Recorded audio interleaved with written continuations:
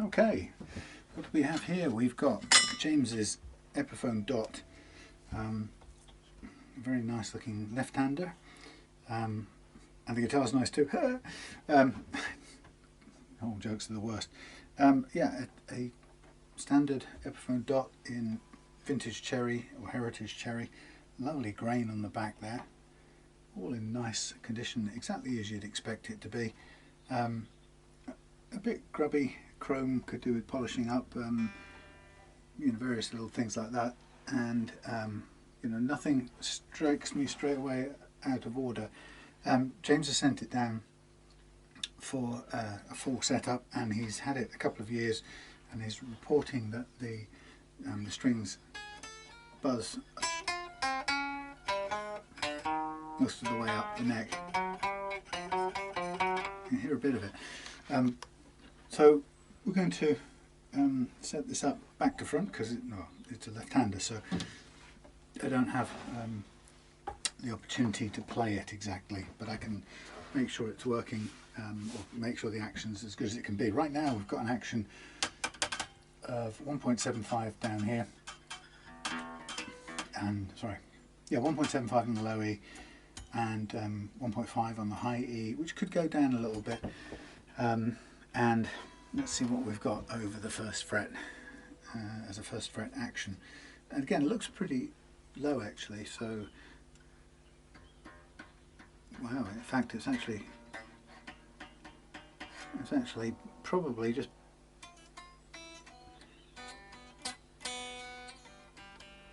on the bass strings, it's possibly even slightly below the 0.3 mark. So what I'm going to do is I'll take the others to the same point, and then we'll see how it goes from there. It comes with a black plastic nut, and I'm sort of loath to leap into automatically replacing it for a bone replacement bone nut, only because, well, no real reason. I think it's on the usual if it isn't broke, don't fix it type of scenario. So what we're going to do is we're going to do the usual thing. We're going to get the nut slots down to the correct or the ideal action. I'm going to reduce the bridge a little bit downwards on the bass side, so we can get it to 1.5 and 1.2 again, which is pretty low. So we're challenging it a fair bit. It's 12-inch radius typically on these, so shouldn't be a problem. This is not bad altogether. I mean, it's very close to the mark. Obviously out of tune. Let's get a tone. So we're not far off, but one of the first things I noticed, which will probably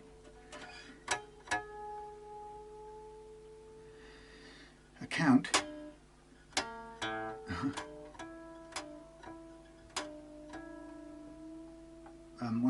the thing I noticed straight away, which will probably account for the buzzing all the way up the fingerboard,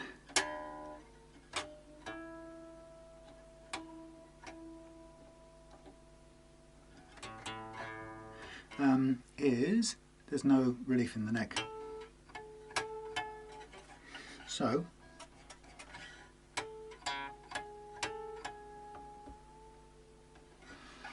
we're going to take care of that. Now, I haven't yet worked out what gauge these strings are, but we'll figure it out. What I'm also noticing, as you can see here, it says slack in the strings. Not a massive amount, but there's still enough to detune it, so that's not helping it.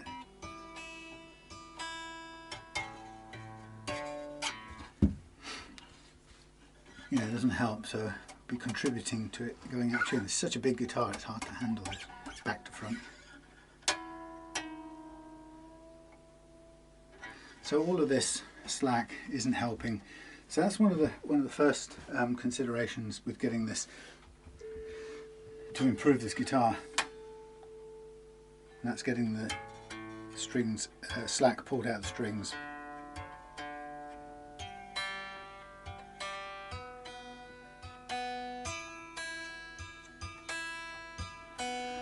Okay, so looking at the actions over the first fret now. Everything's a little bit lower than it was.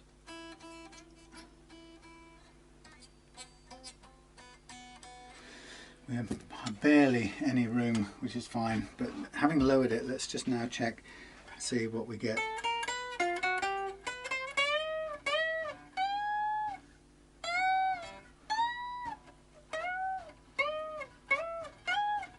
Not bad.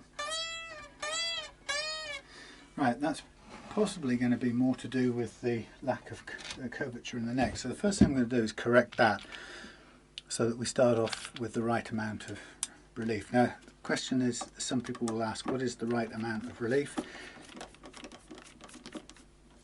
And some people get really obsessed by it and they want to know which manufacturer says what amount of relief exactly.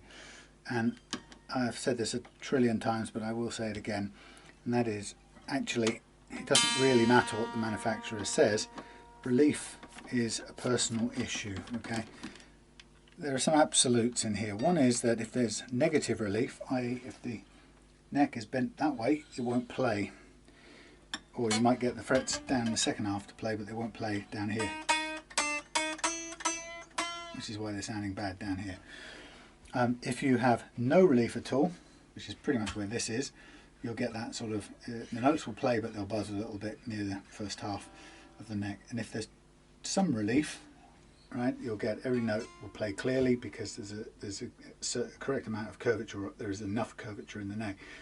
Now the enough only means enough to allow the strings to do this. And if you think about it, the string actually moves most in its middle part of its travel, or its playing length. The neck curves slightly offset to that. Okay, when you curve it, when you allow the strings to pull a curve into it, and create enough room for the strings, they're actually the 2 points. The place of maximum spin is mismatched from the place of maximum curve, which is a funny little technical thing, but it, generally speaking, by and large, gives you room to spin, and that's why you need a little bit of curvature. It has nothing to do with cranking the truss rod in order to play, to change your playing action. The fact that your playing action changes near the center of the neck when you make adjustments to your truss rod is a byproduct or secondary effect. All right, so if I'm saying first of all we've got too much, we're too flat, there's no relief, I'm now going to turn this truss rod backwards, counterclockwise I should say, to loosen it off a little bit and give it some slack. Now, in reducing the push of the metal bar, we allow the strings to pull the neck into the curve that it naturally wants to be in. So having slackened the truss rod a little bit, we now find that there will soon eventually be a little bit of a gap between the string and the frets in the middle of the neck, between these 2 points. So I'm holding down the first and the last fret, and I'm expecting to see a little gap. It's actually not that much yet.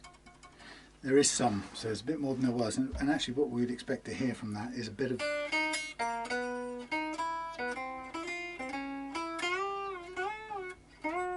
a bit of an improvement.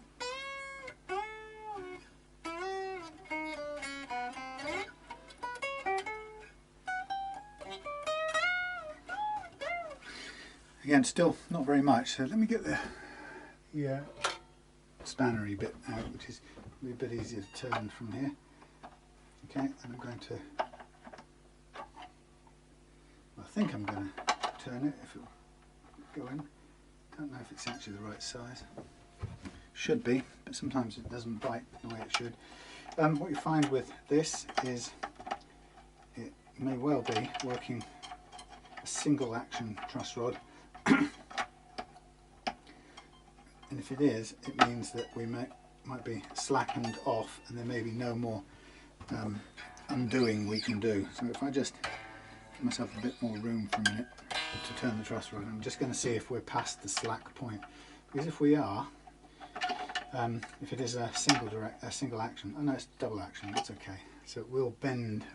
If it's double action, continuing to turn it and counterclockwise will actively create some curvature in the opposite direction.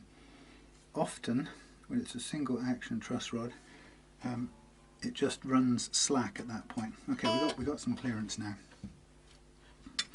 That's the fun of it. That will make the tuning change. Now let's get roughly back to tune. While I'm at it, I'm just going to pull a bit more to make sure we're completely out of slack. This is, like I said, James, it's worth bearing in mind that 50% of your tuning stability is down to unreleased slack in your strings, and the other half is down to friction in your nut slots. Now if I can keep on stretching out slack, it'll keep on coming out while you're playing it.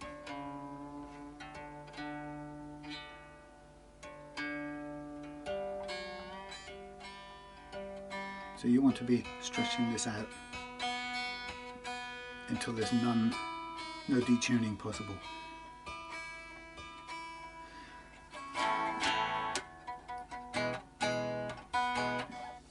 Can I play it left-handed?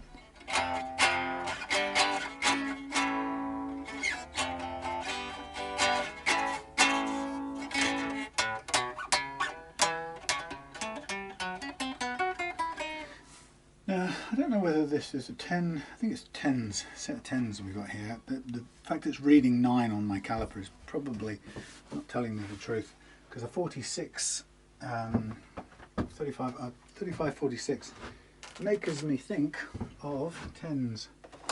Let's just double check if somebody's going to tell me. Why won't it tell me the numbers? 10 to 46, yeah, I know that's a 10 to 46, but you're going to tell me the actual. Thank you. Okay, we're 10, 13, 17, 9, 12, 16. I think 46, 26, 35. So it's really, everything's reading 1 under here, but it wouldn't be. It's a 10. It's definitely a tens. Good. We'll keep those out. These are interesting, good quality set of strings I found. Harmony strings. Got these a good price for a set, a box of 10. So.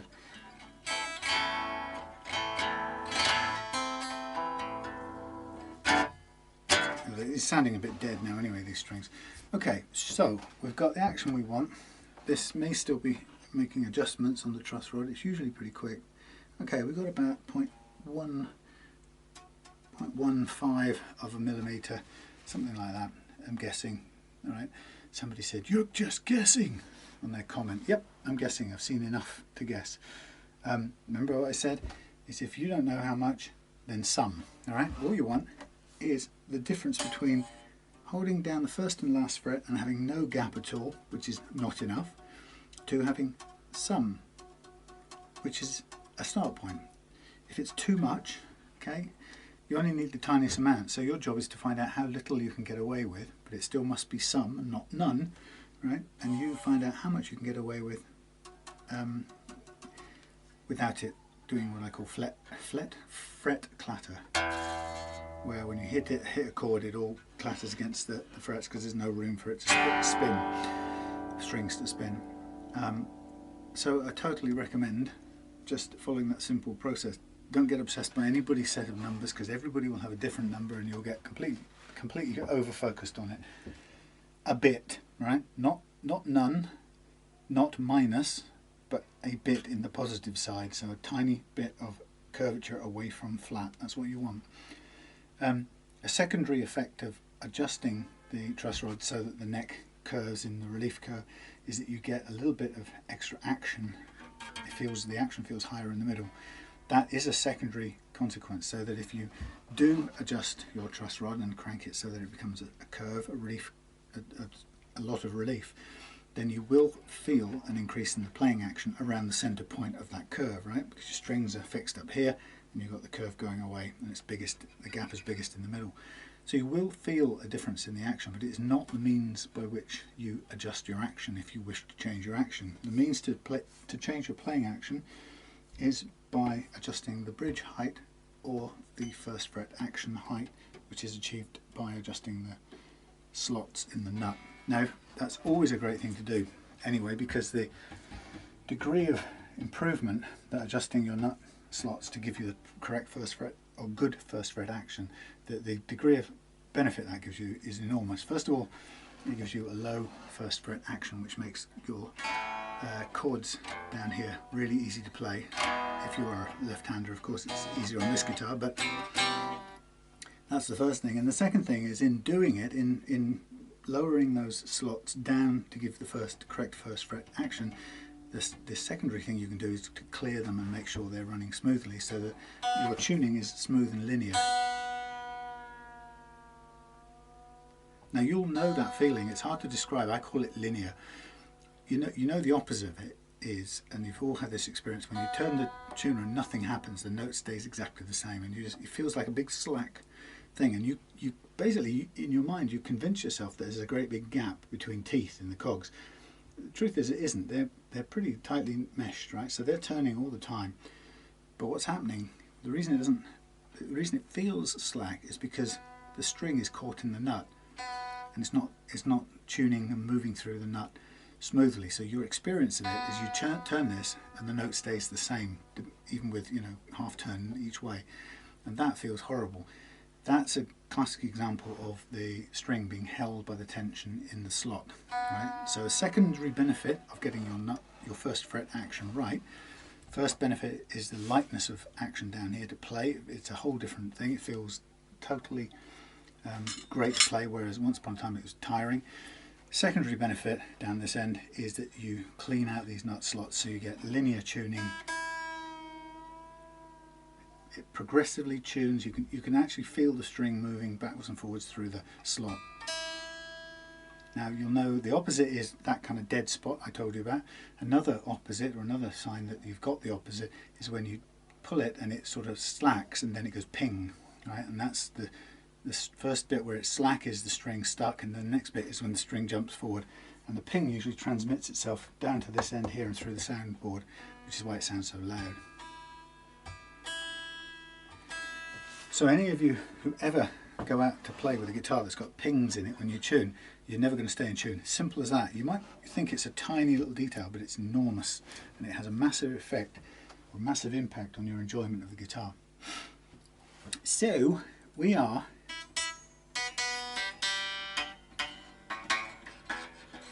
just having a feel of these. I'm fairly confident that these are moving smoothly. I don't hear any pinging, I don't hear any catching or anything. So what I'm going to do is, using this, I'm going to go through and I'm going to set, that's practically on the low level. I'm going to go through and I'm going to, where they're higher, I'm just going to adjust them slightly to get them down to the 0.3 that I've got here. Probably only 3 of them will need adjusting slightly, and in doing so I'm going to make sure that the slots aren't binding. Okay, so go outwards. I'm going to start with the treble strings. I'm just going to go with the G to begin with. Okay, then I'm going to grab my correct thingamajig, known as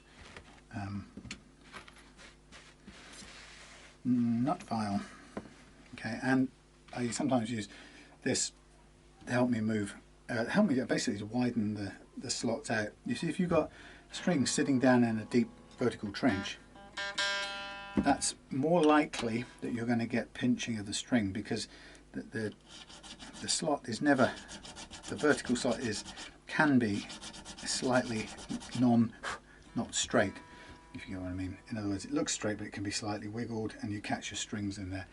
One way of getting around that is to, while you're cutting the slot to ensure the right depth, is to start by, and I often do this, start by just using a V-notch file to open up the slot.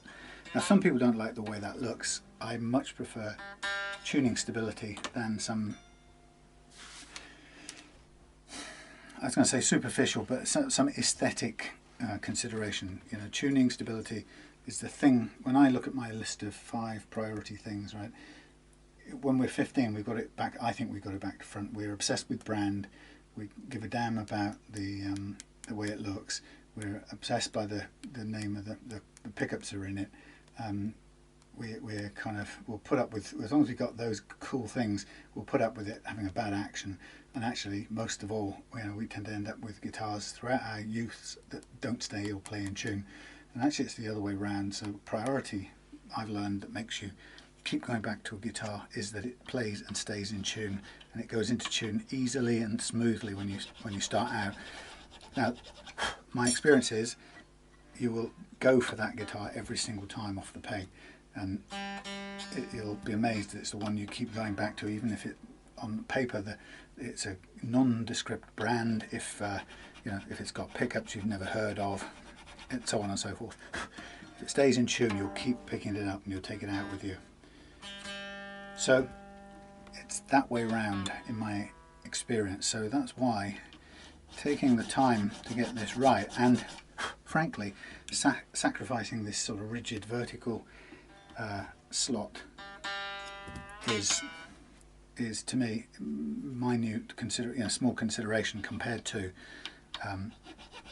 getting it to stay and play and stay in tune, because you want to feel inclined to go back to this guitar again and again,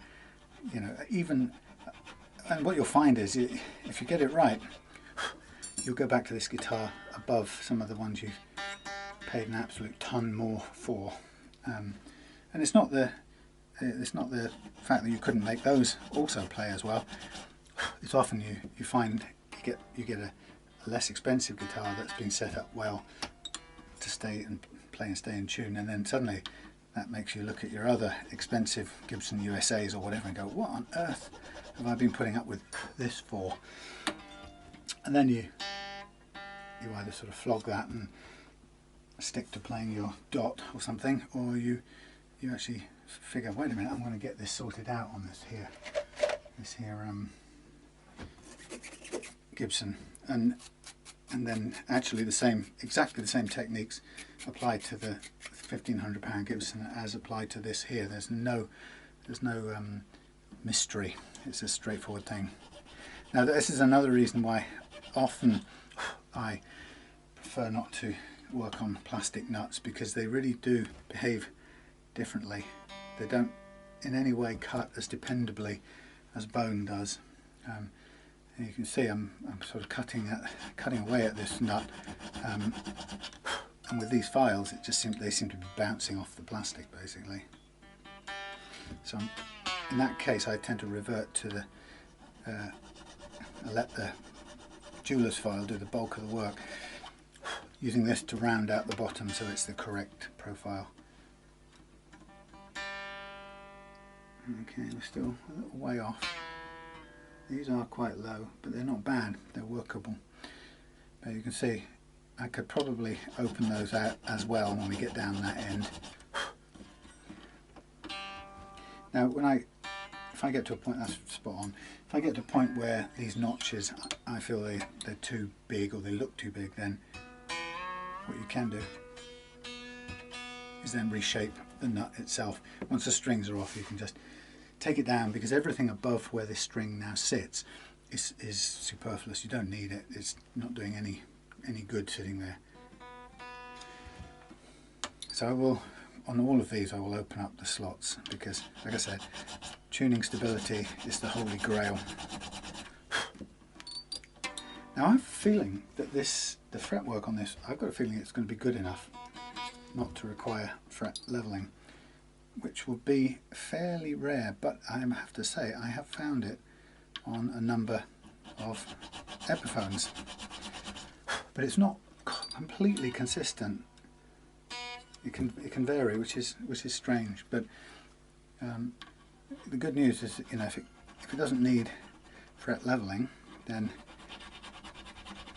you get the guitar back for less expense, and it's an easier job to do.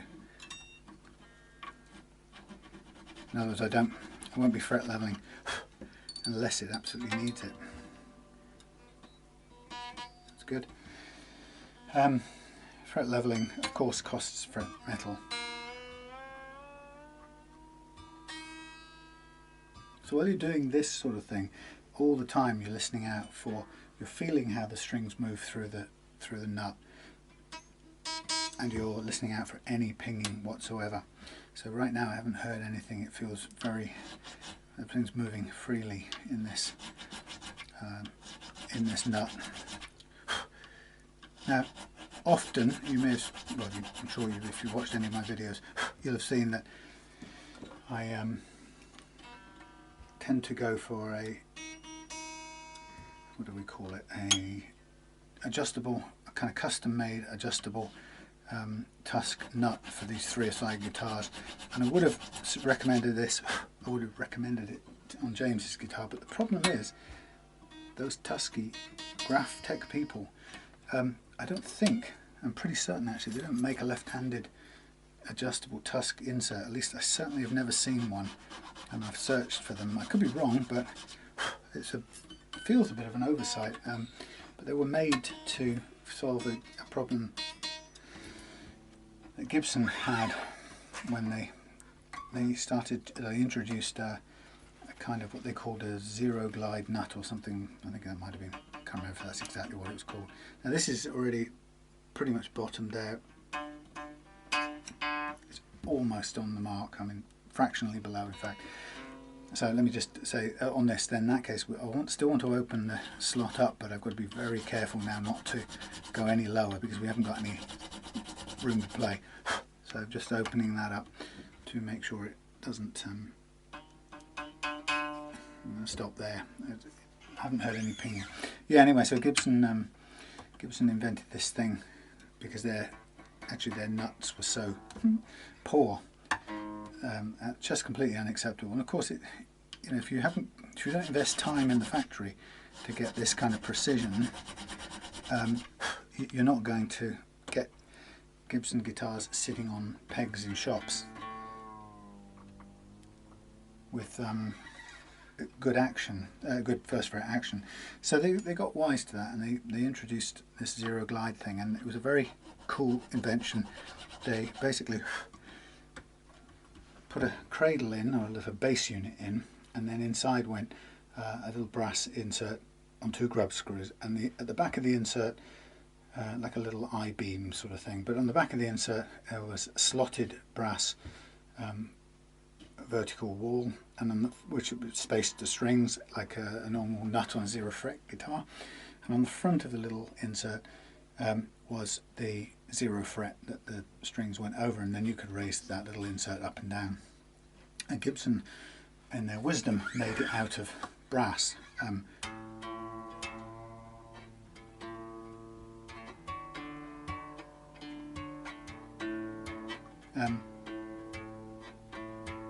Which was a silly mistake because brass is very soft, relatively soft.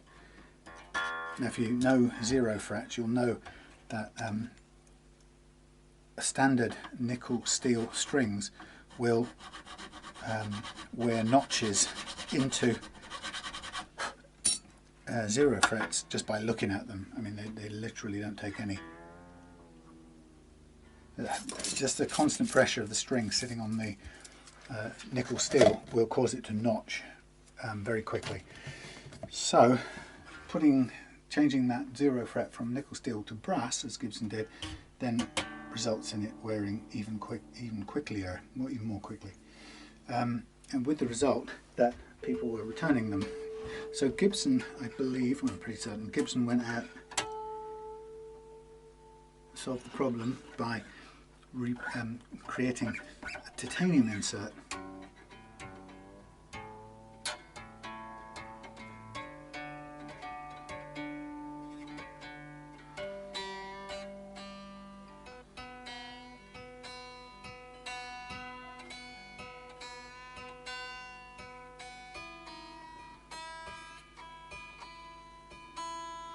Yeah, so they made a titanium insert which was presumably expensive. I don't know whether they charged customers extra for them or they gave them away free, but anyway.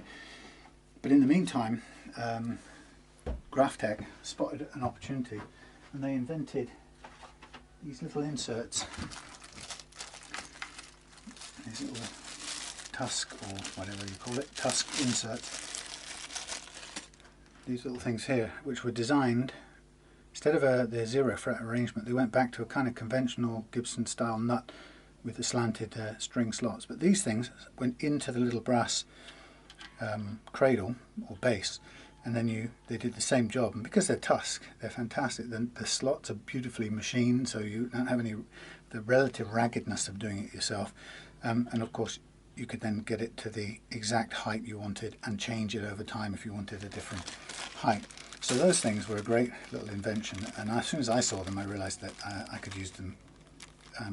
What I do is I make the bases out of milliput, for example, and a couple of other materials, and they start off like great big slugs like that, but they've had the base pressed into them, and then I sand them back to fit the exact guitar.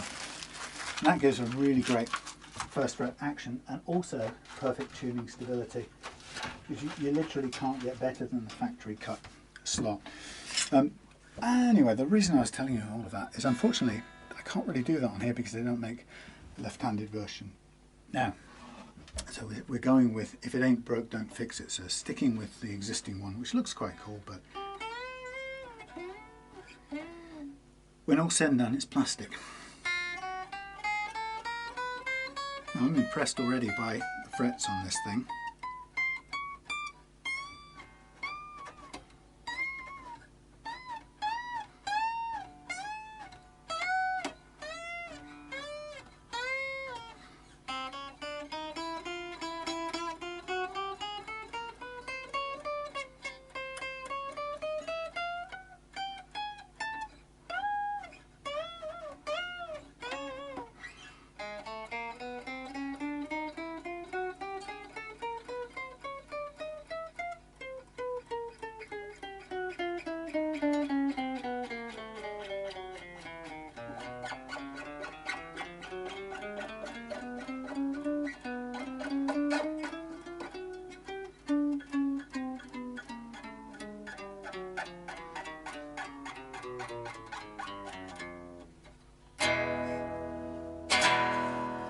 Great, that's amazing. Well, Epiphone Dot, no fret leveling required.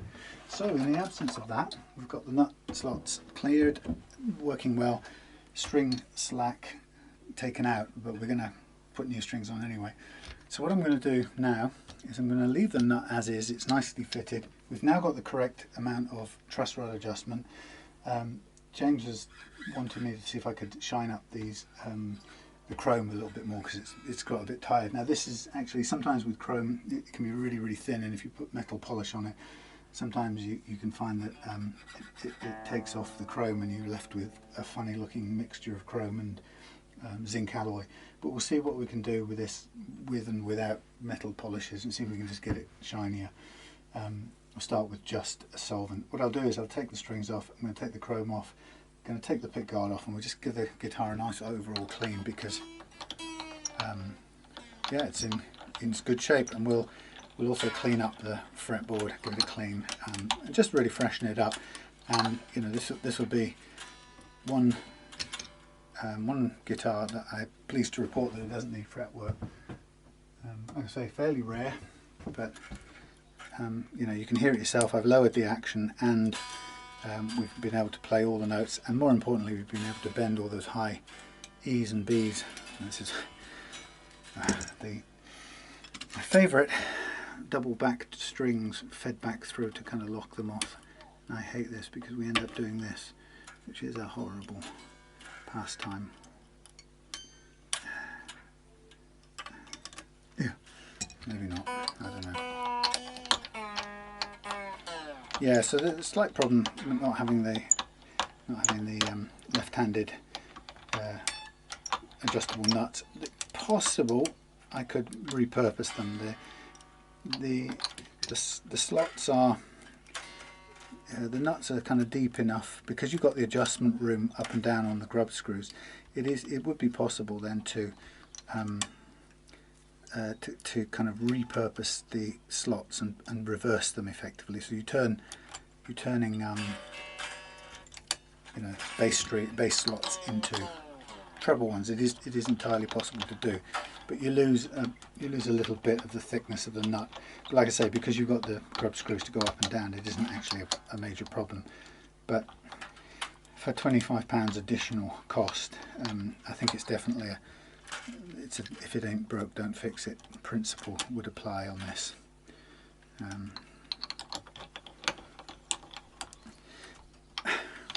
How'd it come?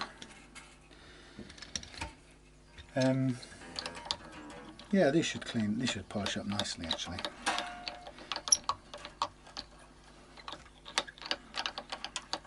Somebody complained on a video the other day about it. Well, not complained, but made a comment that I spent half an hour of the video stretching strings, and you know, the principle is I never do any editing, so that's going to be as long as it takes. But I was kind of more surprised that they kind of are worried about the length of time stretching, and I've had people who just directly argue that you don't need to stretch strings that long and so on, and it's just not true. I mean, you know, after well over 1,000 setups, I wouldn't be saying it had I not discovered just what a massive difference it makes. So, you know, I'm definitely not saying it just for fun. But you know, it's funny because the amount of improvement that you'd get for such a small investment in time, relatively speaking. It's the same with Simon's 2 guitars, which he left me last week. You know, both of those were suffering from unreleased slack. So I think we all kind of know it, and most guitarists said, yeah, I stretch my strings out, but actually very few of them do enough. And you know, the cost of not doing it is just having strings or a guitar that just goes out of tune, and it really annoys you after a while. So I'm just taking the chromy bits off that I can get off, just so I can get to them. And actually, you know what I think I'll do on this one as well? I'll take the tuners off, because I like to do that because it allows me to clean the headstock, because this is pretty mucky, and if you try to clean it by just getting in between the tuners, you never really get very far. It doesn't look very good. But this is a very nice little touch. One of the things I haven't done before, maybe I haven't found the need to just yet, but I've kind of been waiting to get the buffer going on somebody's guitar for a kind of full-on refresh, because it's a fantastic tool actually, and it is capable of you know, totally refreshing a body like this. Of course, you'd have to pretty much take everything out, strip it out completely, but it's not a bad idea. I think I did it with Paul's Keith Richards style, with the one with the painting on it, the Black Beauty, that we kind of removed the paintwork and the artwork and took it back to black. Cue the Amy Winehouse. But yeah, we did it with that, and I was astonished how well, relatively speaking, that turned out, considering you know, the amount of scratching that was on there to start with. But oh, hello Morris, what's the news? My little chum. Somebody, by the way, pooped by the front door. I was disgusted. It's never happened before. And I hope it wasn't him, but somebody did. I discovered it on my way out of the house this morning, and it had to delay me 10 minutes to clean up. Yeah, it's not very unusual, but somebody did. Right, so I'm just moving these out of the way, so you can see that with the headstock off, you can really get a good clean up. Now I've got some guitar scratch remover, which I don't really use for scratches, because not often I get really scratched guitars, but I tend to use it for a little rejuvenation. It's sort of like a very, very fine key cut but better, and it really cleans up beautifully well. It lives in here somewhere. Right, Morris, I'll sit on here. Right, look at this. Put this down in the thing with the super glue. It ends up with super glue tendrils all over it. Oh great, and it's pulled a hole in it. That's what we need. That's how strong super glue is. What are you doing under there, Morris? What's the thing? What's going on? Right, now I've got to try and cover this up.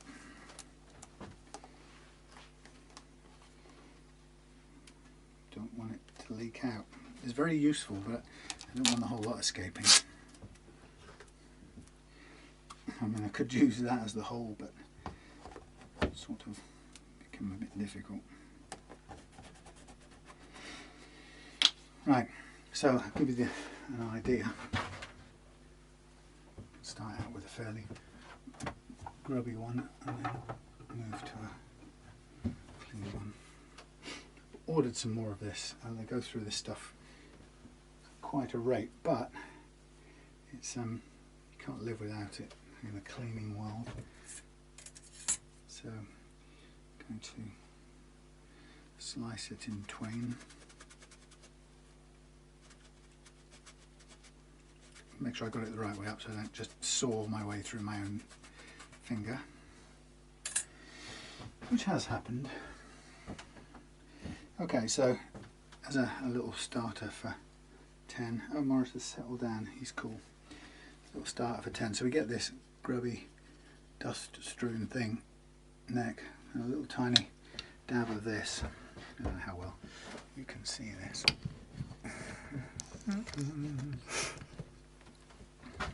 But the tiniest little dab of this, then kind of spread thinly around everywhere, and it does it so much better than just removing the dust. I mean, obviously it does that, but it will bring out the tiniest of scratches and clean them up.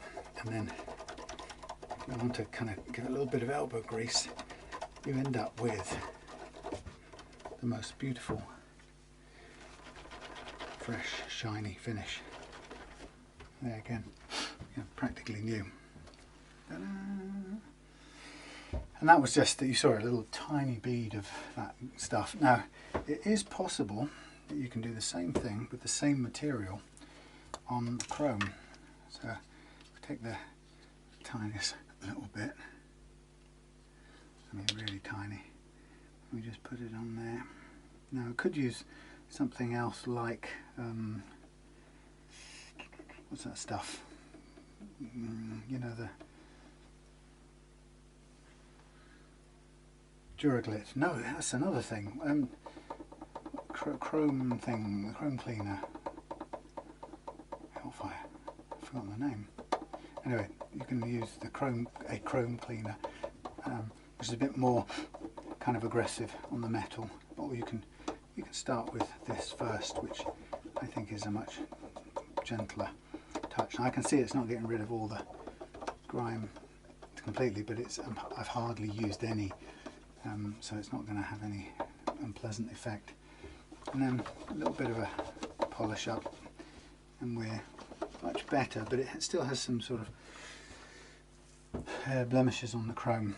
So what I'll do is I'll find that stuff that I can't remember the name of, which usually lives in there but has now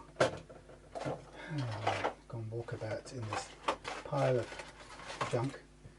Autosol, of course. Now this does a kind of different kind of job, and I'm going to use a tiny amount on here, and you'll expect to see this turn black when you take off any grime, but usually also it will take off any streaks as well, which is pretty good for that. You see it comes out as a black finish or black residue.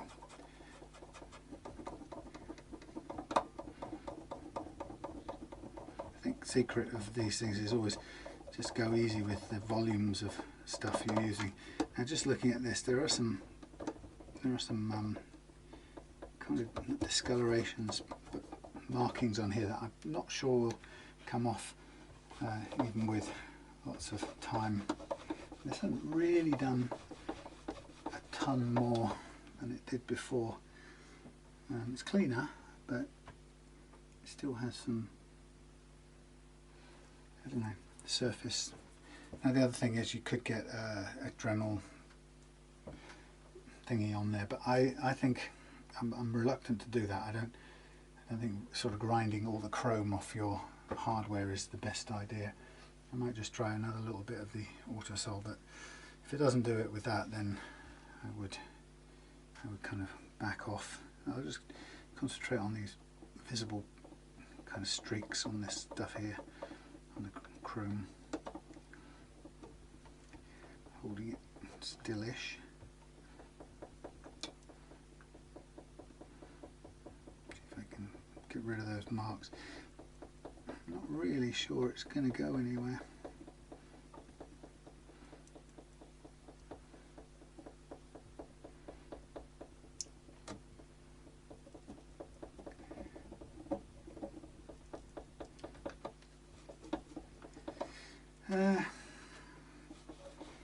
Realistically, I'd say there's not a lot of difference there. I think there's a kind of limit to what we can do with this. As to why, I'm not sure if it's embedded or, you know, part of the finish, but I don't want to put an abrasive polishing disc onto it. I think I'll stick with what we can visibly do or mechanically do with our bare hands. I mean, the other thing is, while you're doing this, if you want to get the best grip at it, or the best shot at cleaning down the sides and stuff, you can always crank the pickups right out, up and out.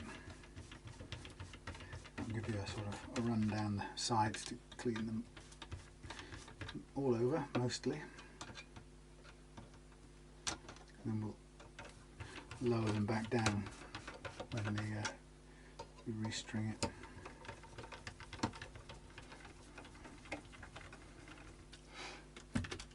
One of the other things to check on a guitar like this, or most guitars, is the state of the jack socket. Make sure it's tight. You know, and also the knobs and the pots, to make sure there's nothing coming undone, because that's where the breakages, circuitry breaks. You know, when you've got a component that can waggle, electronics hates movement, really. Certainly soldering hates movement. So anything that can wobble and waggle will eventually break, which is what you obviously don't want.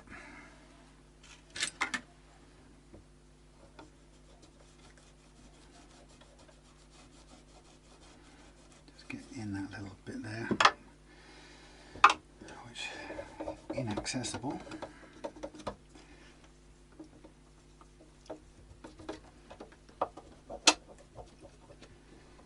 It's interesting, they're not coming up mirror-like. They don't want to. They're sort of as shiny as you're going to get.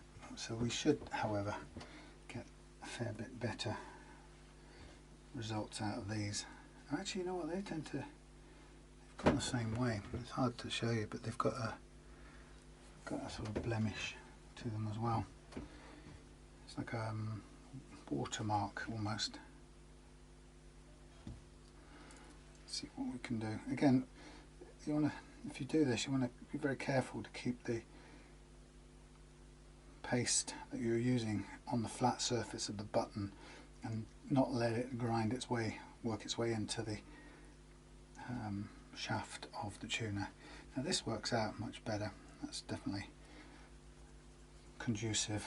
And then you can clean the rest of it with basically the sort of residue that's on the cloth. So it's keeping the amount of material that you're putting on it to an absolute minimum.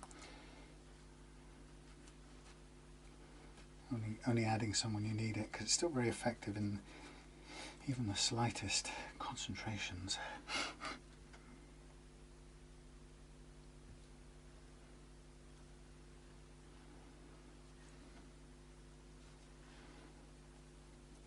So, see, my hands will go black before anything else does.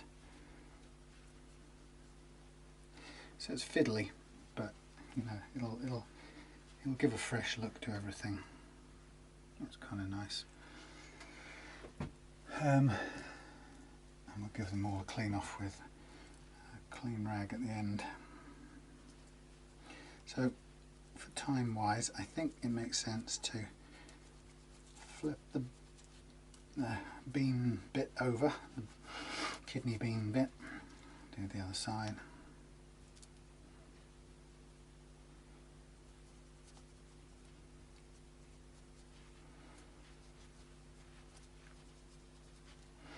And then the shaft of the tuner, the underside. We're supposed to be going up to a meeting, village meeting up at the village hall about property developments, looking to build houses nearby, as they always do. Farmers selling land and developers moving in. And there's kind of a threat that it's going to be directly behind our house, which will kind of take away all of the beautiful greenery that we enjoy. And I guess it's always going to have to be in someone's backyard kind of thing, but it's always horrible contemplating when it's going to be yours.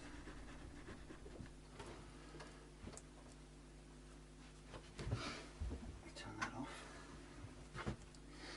So yeah, there's a meeting up at the hall, village hall, a little tiny village really, and they're putting in planning permission for about 6 different sites. So the hungry property developers want to build houses of which there's a kind of requirement to have a certain amount, quote unquote, affordable. Hard to tell what's really needed and what isn't. But of course the farmers and the property developers, the ones who stand to make the money out of pursuing it, are the ones who would like it to be open up possibility for hundreds of houses as opposed to 20. And the county council seems to think there's a need for 20 or so. And understandably, most of the people in the village, and particularly the people who own their own houses in the village and came here because of its beautiful green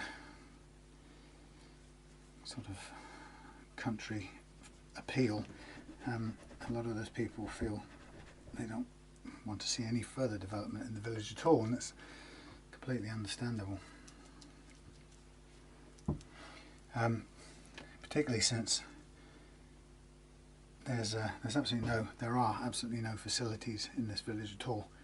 So you have to drive 3 miles to do any shopping. There's no bus service, so you have to drive 3 miles. Possibly could cycle if you were ultra fit and didn't mind braving the weather. But it's not really geared up for a lot of residential development. There's no increase in the infrastructure. All of those things just seem to be second thoughts, or afterthoughts I should say. But you can't stop progress, and the hungry farmer who wants to get out of farming before his EU subsidy vanishes or whatever. Maybe it's just too hard to make a living anyway. So they're looking to sell, developers looking to develop, and people around the country probably happy to have an option of coming to a reasonably pretty little quiet village, even if it is 20 to 50 to 100 houses bigger than it was before. They ain't gonna know, are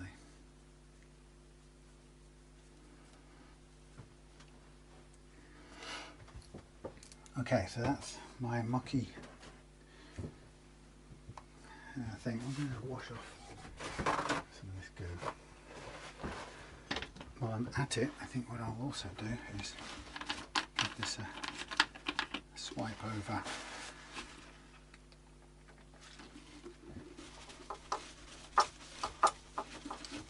A little bit difficult to get in and out of the knobs down here, but on a semi-acoustic, taking them off is not really something you want to do. Or taking the pots out, you don't want to do. It's a world of pain, as some people say.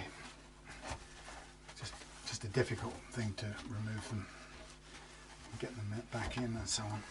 So just taking off any surface dirt here, and then we'll do the thing with the scratch remover as well. And while I'm at it, I'll take some of this goo off my hands.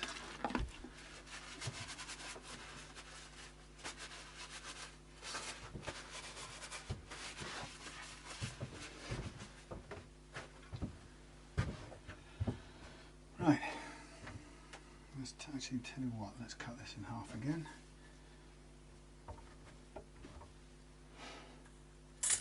I want half of it for cleaning the fingerboard, half for doing the body.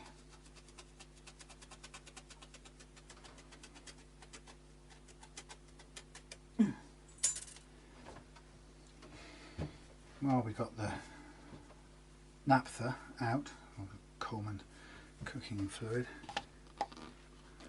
Let's give the fingerboard a rub down. This will degrease it a little bit, so we will add some oil to it just before restringing.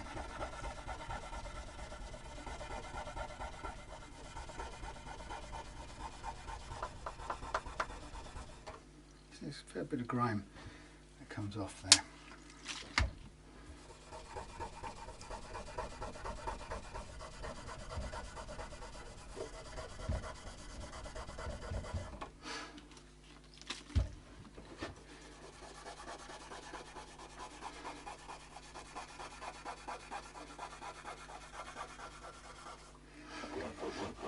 The thing is, with a guitar like this,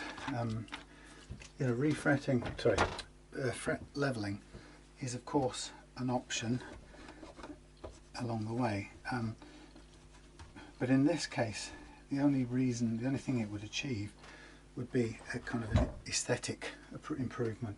You know, we would get the frets looking a bit shinier at the end of it all, so it's not really something I would recommend just for that benefit.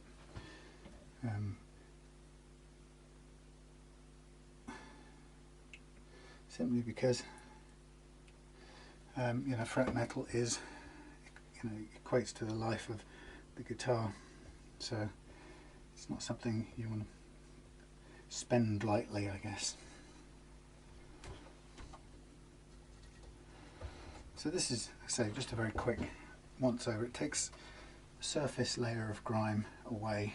It will get rid of minor scratches even at this level of usage. You don't have to work it very long. It's very effective, but it's the best, most effective way of giving it a freshen up.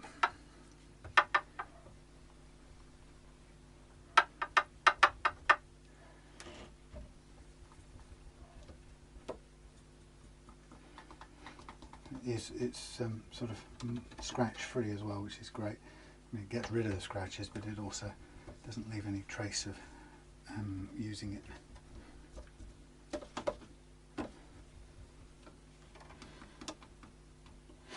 tend to try and keep any sort of volume of the stuff away from the holes and the things like the bushes and stuff, and make sure that when you go close to those components, you pretty much rubbed all of the liquid stuff off, and you're just working with the kind of leftover bit of it, and then you don't sort of end up clogging up the holes with it. You get a little bit on there, but it's nothing too much to take off.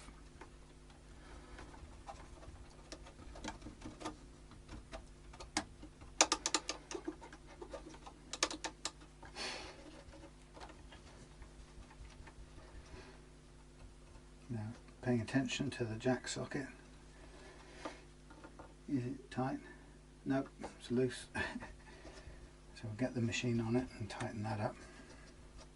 It's one of the tools I bought from StewMac a few years ago, a couple of years ago now, a few. But I don't regret at all. In fact, I don't regret buying any tools from StewMac. That's always a very good thing to be able to say, actually.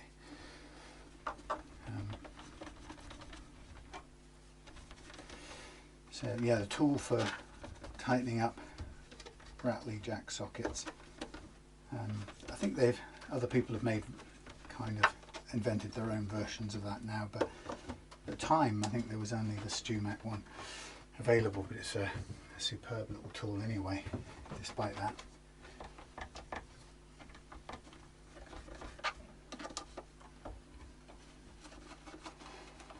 So eventually, once you've done this sort of clean off, you still need to go over it with one more clean cloth to just do the final sort of polish up, because you will get a little bit of streaking, because this is a cloth that had the stuff on it to do the scratch removing, shall we say. So clean tissues or something will do the final run over. In between the knobs is difficult. It's always, like the tuners at that end, it would be better to be able to remove pots and things for a thorough body clean, but you have to do the best you can.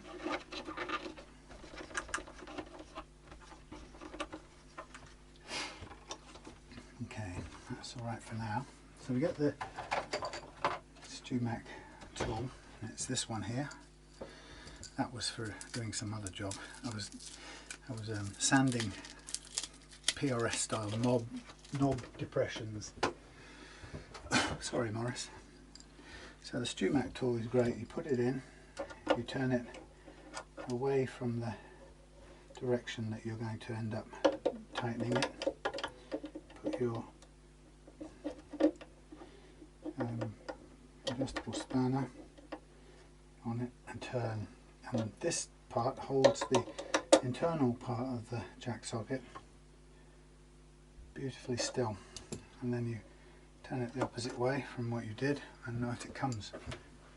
That is well worth 30 quid in my book. The 30 quid I paid StewMac for it anyway.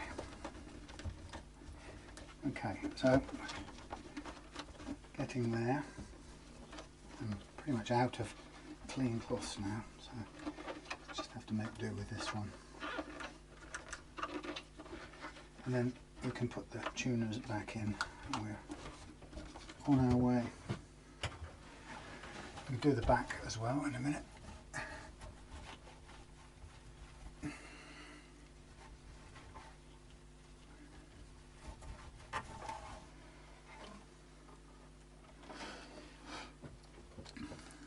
Tiny bit here. It's going to be quick, this one, because it's pretty good clean shape anyway. So, what are you eating, Morris? He's eating some pickguard plastic. Not so good.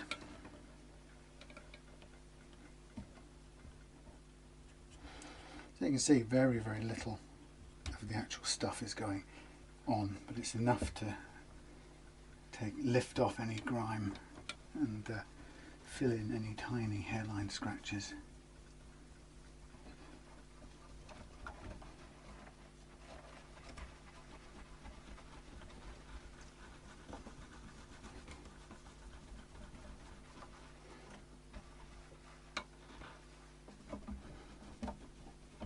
Quite amazing actually how little it takes.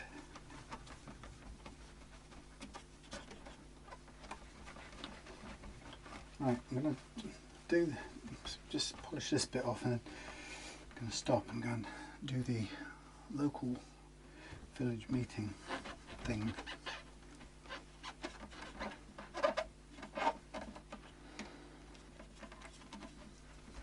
Gorgeous. Look at that.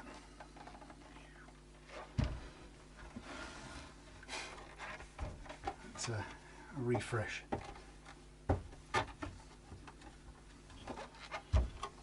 And we've got the tuners shined up too, which is good. Okay, you are going up there. You are going there. See you a little bit later. Okay, I'm just doing a little experiment here with the Dremel and seeing how well the chrome handles the Dremel. In fact, it brings it up really well. So what I am going to do is take apart these components and I'm going to give them all a little bit of Dremel love, and by that I mean a little Dremel polishing disc, and then I'll probably do the pickups again as well in a short while. But yeah, it seems to handle it fine, and it gets rid of that strange watermarky thing that I was talking about. Okay, so I'm listening to the radio and stuff, so I'll probably carry on but not talk. Battery on, hold on, just for the fun of it. Just done some buffing outside in the nice sunshine, so I've got a couple of upcycled guitar necks just shining away like crazy. It's gorgeous. Right, so let's do this. Let's chuck a bit of the old stuff on here. Let's see.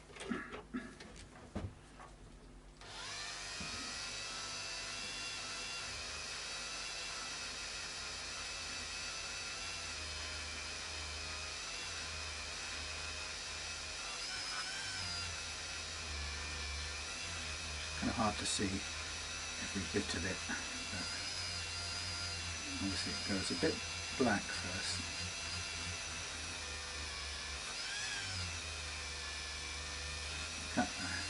Can't believe I just heard on the news that that woman, American woman who killed a young guy on a motorbike because she was driving on the wrong side of the road, wants to be interviewed personally by CID or whoever, because she wants them to see just how badly affected she's been by this thing. It's like, whoa, no doubt, but excuse me, your actions killed a young man. You drove the wrong way in a foreign country. There you go, that's pretty good. So to do this I'm going to need to take all this apart, so it's just a slight faff, but anyway I'll just do the other bits of this while I'm at it. Very small amounts of goo, I don't want to get it all clogged up in here, so I just want a bit on the surface of things.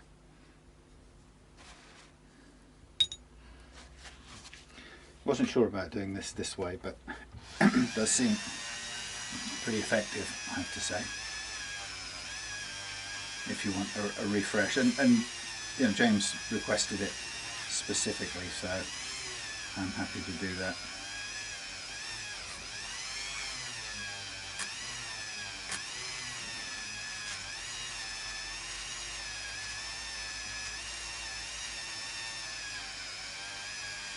Again, it's a bit like the other stuff, you'd hardly need any to get it working and cleaning the surfaces. So you can, as long as you've got some on the disc, it'll continue cleaning long after you think it shouldn't. But it's also good not have enough on it to go into the various holes, so it's looking pretty good actually.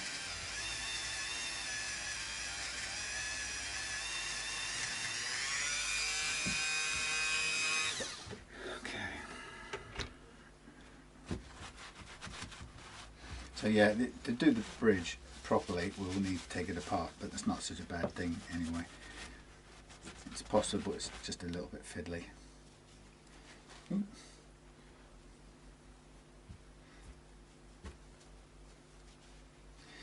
there we have it. Yeah, nice. Shiny. I'm going to do the same to these as well, give them a good refresh. Now this one requires carefully removing this little retaining pin.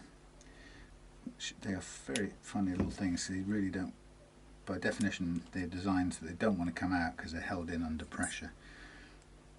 So outcome, yeah, theoretically, out comes your bits. These are all up against the stop, so the intonation looks a bit wrong on here, which we'll see when we come to do it again. Oh, God. They don't come out easily sometimes.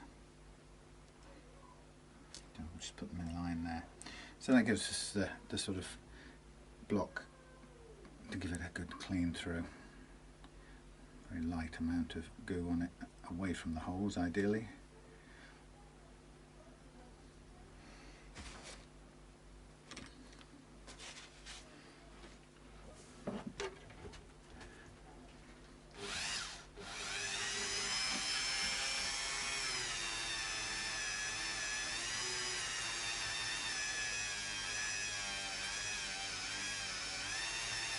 I think, if I remember rightly, using this, even when you've got it shiny, sometimes interacts with your fingers and makes them go black.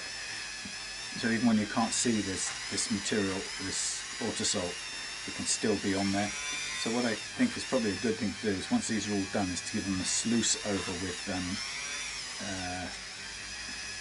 naphtha, or cooking fluid, you know, the naphtha equivalent. And that will take off the top cover of any of this material that risks turning your fingers black down the line.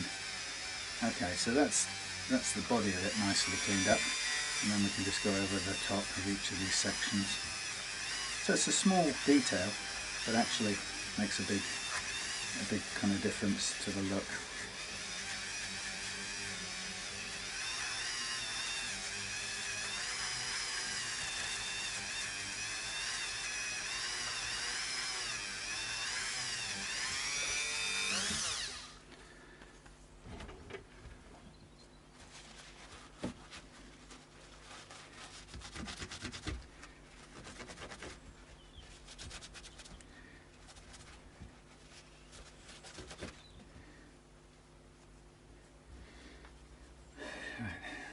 I'm not going to do anything to the individuals. Well, the saddles there, maybe we'll get a quick go over, but you can see that's really nice and shiny now. So good as new. Woo. Let's see if we can do the individual saddles a little bit, even just the top bit.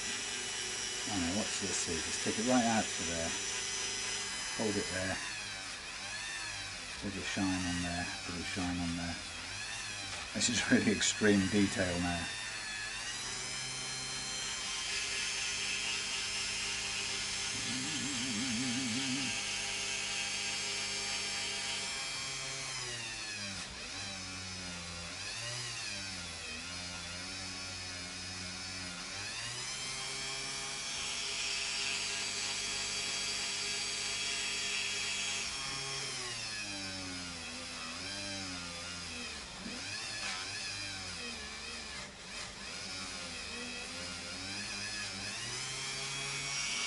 Fiddly.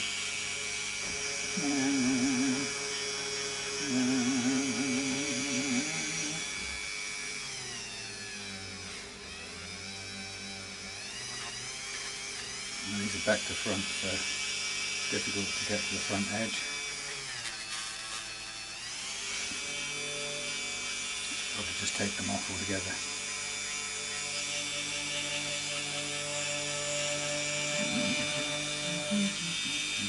Hard to hold now. That's the difficult part.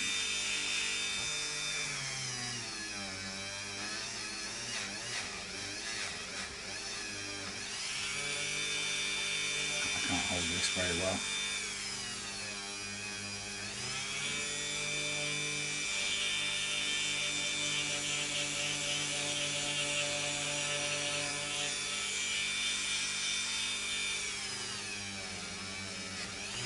That's why.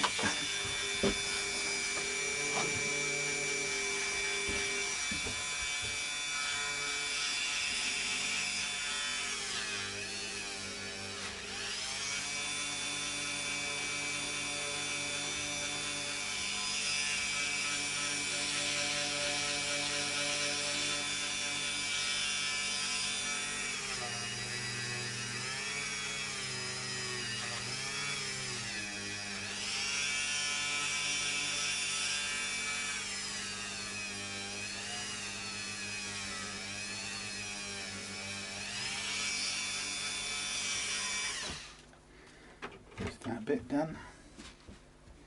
So we'll just shine up each of these, see if we can. Yeah, it's a bit better.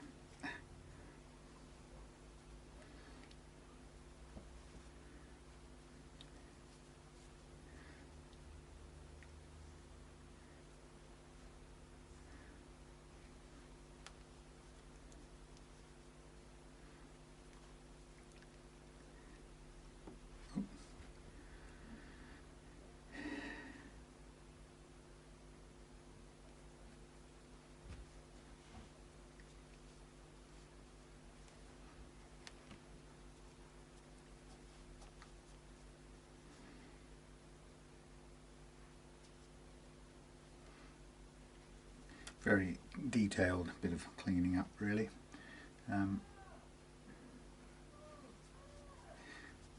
Not something you would usually do. These could do with a little bit of cleaning on top.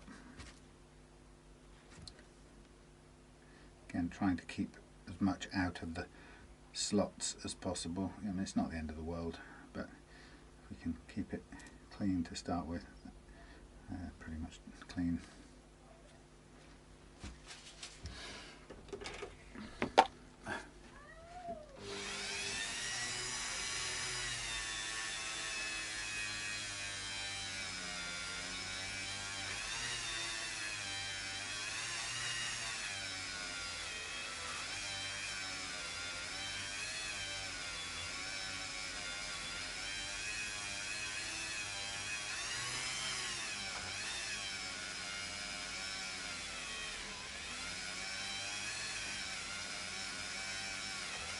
Proper shining.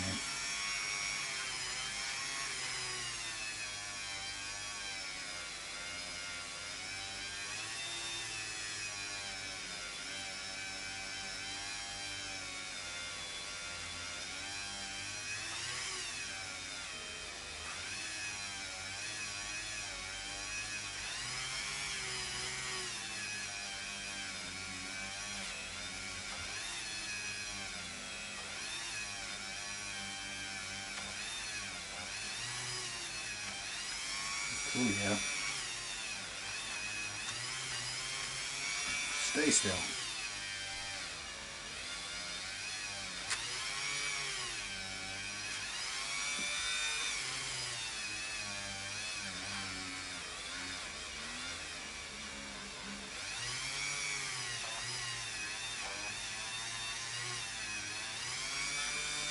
Have a quick look at these.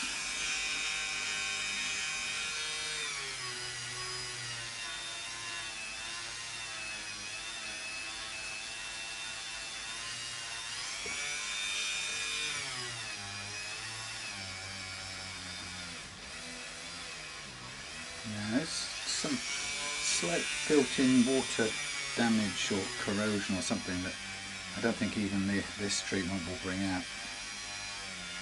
And it's very, very mild, but no, I don't think you can get it out.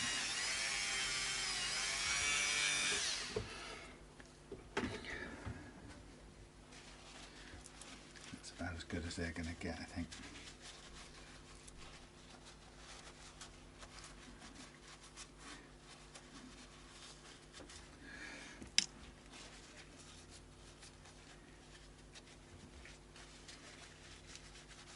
I can't help thinking, I just think it's utterly unacceptable and disgraceful that this woman has killed someone in a foreign country and got away with it. And then we have, I presume, Donald Trump resisting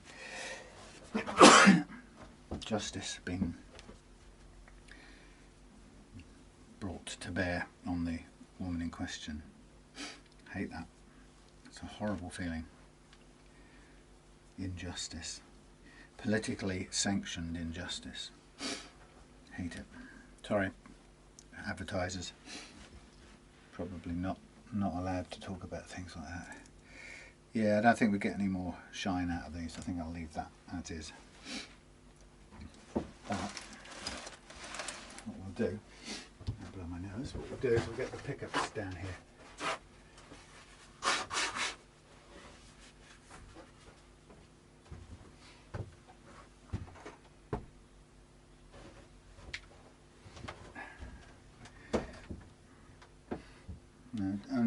can deal with the top surface of these, so there's not a lot of room to get down the sides, short of taking them out altogether. And I also want to try and keep the polish as much as possible away from the screws, although they're cleanable, outable.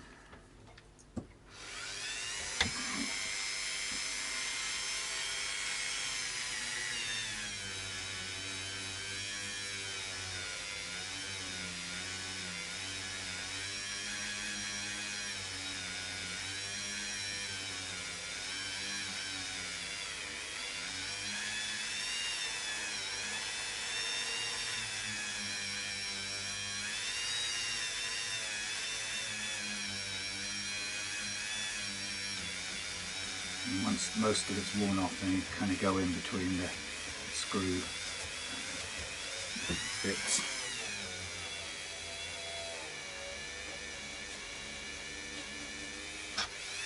See, careful.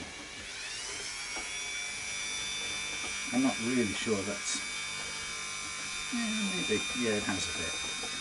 It's not a massive improvement, but it's not bad. We should do half and half and then look.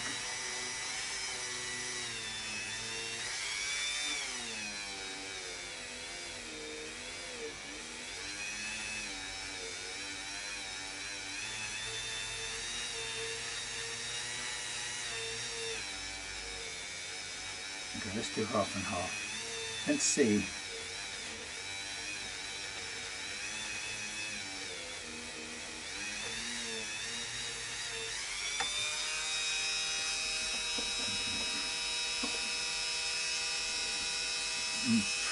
Marginal improvement, but we'll finish it off so it's not half done.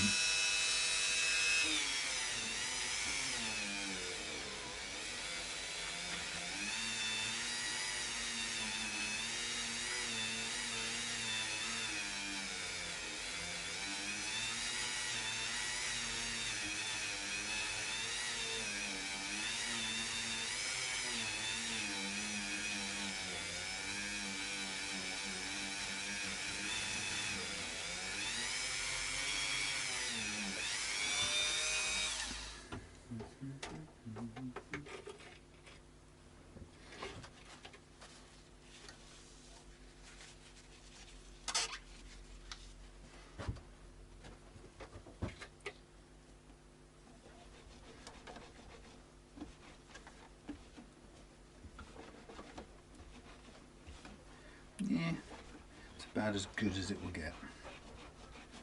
And the other thing you can do when you've got a very small amount on your thingy is you can run down the top of the frets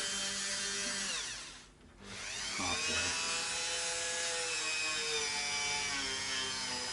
And you can actually do it without touching the wood at all. Be careful.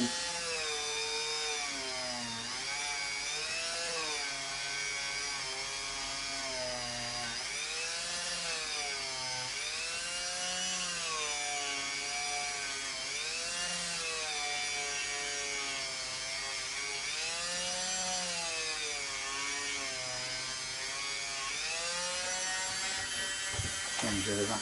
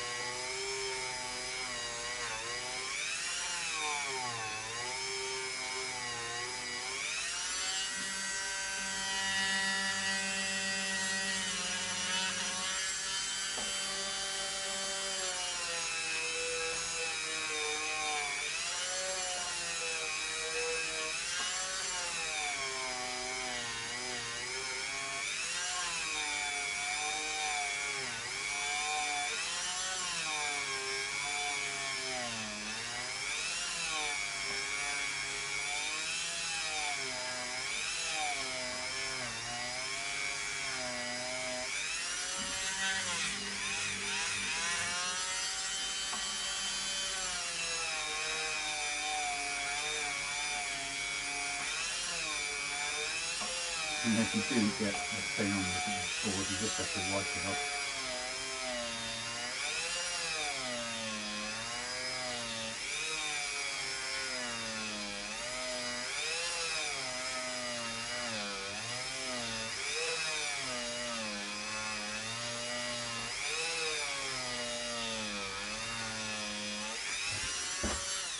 So that's a quick way of shining up the frets, and it is quick, and there is it's not like any fret leveling or anything.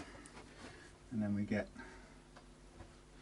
we need some new rags. Right, I'm just going to clean this down, but while I'm at it, I'll just give the other things a quick rub down, most of them in what do we call that stuff, naphtha, just so that we've got rid of the stuff that makes the fingers go black. So I'm just trying to get that off the frets for starters. There we go. And then we'll do it on here.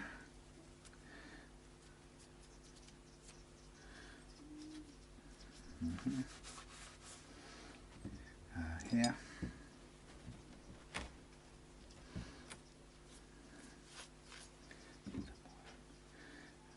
Basically anywhere you're going to touch it, and there's a chance that any of that autosol makes your fingers go black, which we don't want to have happen.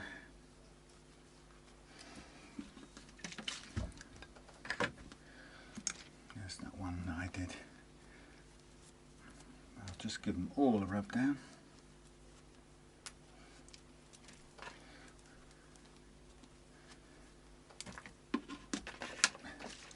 So, having done everything we can do in terms of cleaning,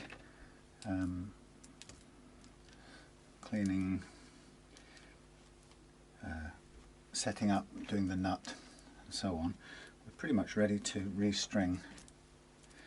The only there's nothing really about this guitar that worried me. It's, as I said, it was very rare to get such good quality frets, but sure enough we had them, so that was a nice bonus for James, because it'll come out cheaper, even with this additional detail work. But I think I mentioned I had sort of half intended to put the whole of this body through the buffing wheel outside, but it was a bit extreme, because it would mean taking all the bits off.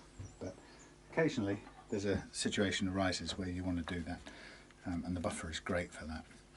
Okay, so off camera, what I'm going to do is I'm going to put all this back together again, get it on the guitar, and then I'll come back to you when it's time, or as I'm restringing, after I've oiled the fingerboard. Righty-ho, back to stringing, stringing the Epiphone Dot.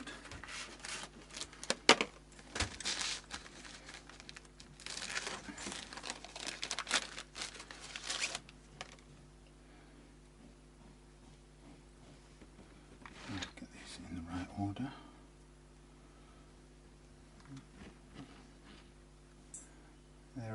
They come in just pairs, I suppose, so you can know which is which.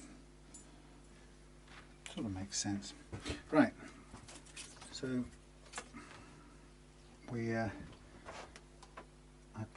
reassembled the bridge with all the saddles facing the same way, and I think that's going to be about right from experience, and on the basis that the intonation almost always needs more rather than less.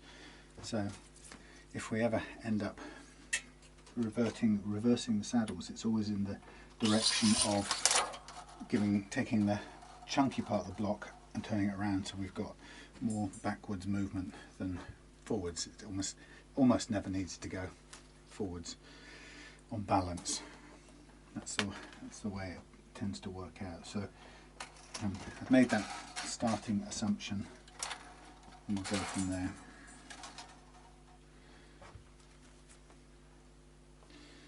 Right.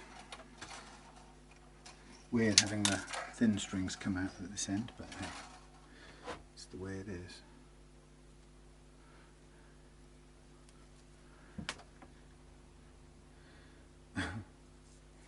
Which way round is it? Have I got it the no, yes, no. It's the opposite. I've got it the right way around. This is the thin strings, yes. I don't know why that confused me for a second. Of course it's this way round, isn't it? Which way would you play a left-handed guitar? That way? Yes, of course it's that way round. Oh.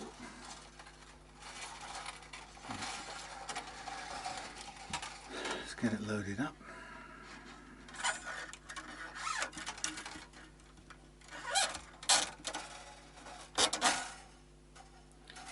Right, so I can hear it already straight. To begin with, it's down on the deck because I took out all the action. So I'm just going to raise this up to where, roughly where it should be. And start from there. So we go on, pull it back to the tune of 1 fret's worth, move things out of the way.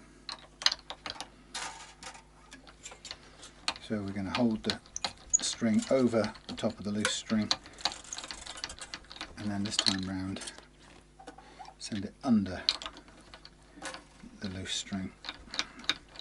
Gives it a kind of locking effect. And we're going to snip off.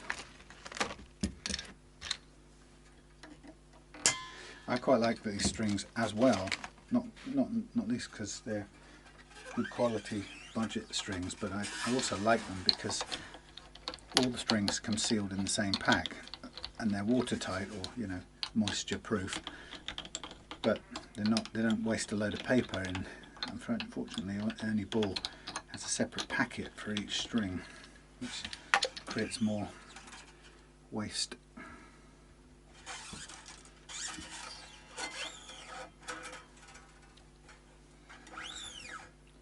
Pull back 1,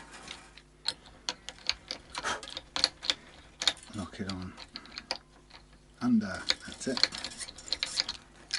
bring it up and then go under the loose string this time. So remember, the big deal at this point now is to take time, make time to stretch out all the strings. And that's just sheer repetitive effort, really. Despite some people seeming to think that it's an unnecessary and unkind mistreatment of the strings. That's fine if that's what they want to think, but if they don't mind playing with strings that continually go out of tune, and those people often convince themselves it's the tuners that are at fault, and then they go and spend more money on exotic tuners, and then they tell everyone else that they should spend money on exotic tuners because it's the only way they're going to get tuning stability. Well, if you buy exotic tuners, you'll get nice looking tuners, and you'll get usually a very nicely geared, smooth tuning action. But that's, inverted commas, all you'll get. So this is quite enough if you like a high gear ratio and a very fine tuning. Nothing wrong with that, and it's worth the money. You know, those hip shop type of things, I like them. I like the quality locking tuners for their ease of use and so on. So there's nothing wrong with buying good quality tuners, but don't be doing it on the understanding that it's going to fix your tuning problems, because it won't. And actually, funny enough, the people who say it does are fooling themselves most of the time, because you know, we're quite clever at fooling ourselves. And when you've spent 75 quid on a set of tuners, you're going to tell yourself it's fixed your tuning issues. You're going to say it has improved the tuning stability, even when it hasn't.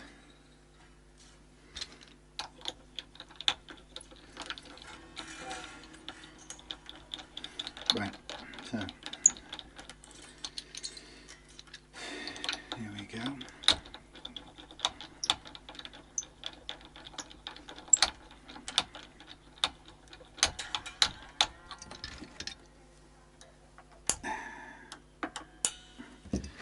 metal shards out of the way, paper, plastic stuff in the bin. Okay, so new strings attached. Get that on the right place. So all of these, like I've said, have got to be stretched out. So the first thing you want to do is make sure they're seated on. So a good tug is always a good start.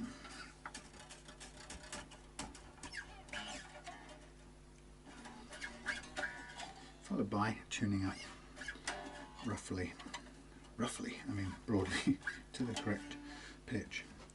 And then you get a sense of the action height as well.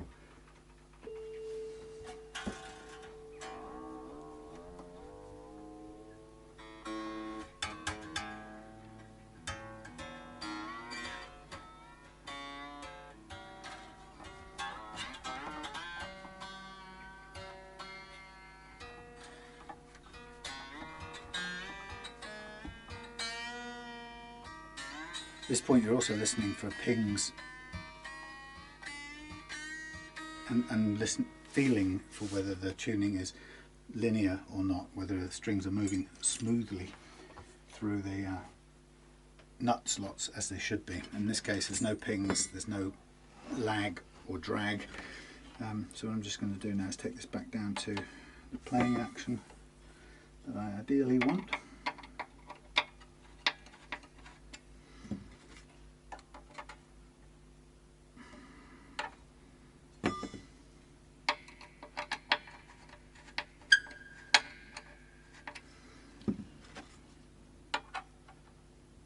About good, just over 1.2, just on 1.5.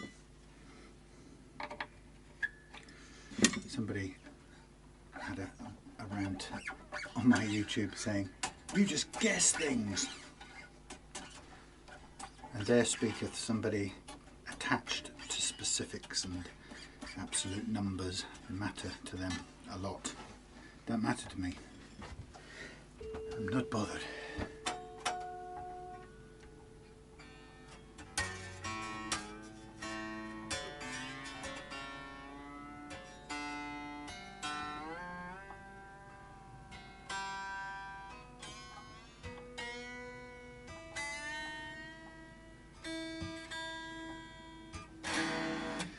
So the tuning stretching process begins by grabbing the string and using your thumbs and forefingers to get out as much of the slack in the overall string train as is possible. And you know, people discuss whether it's the string actually stretching under force or whether it's the kind of coils stretching and tightening up on the various, I don't know whether it's the tuner post here or whether the coils at the ball end down here are tightening and firming up. Either which way, it doesn't really matter. What matters is wherever that slack's coming from, it would be coming out during your playing if you weren't taking it out.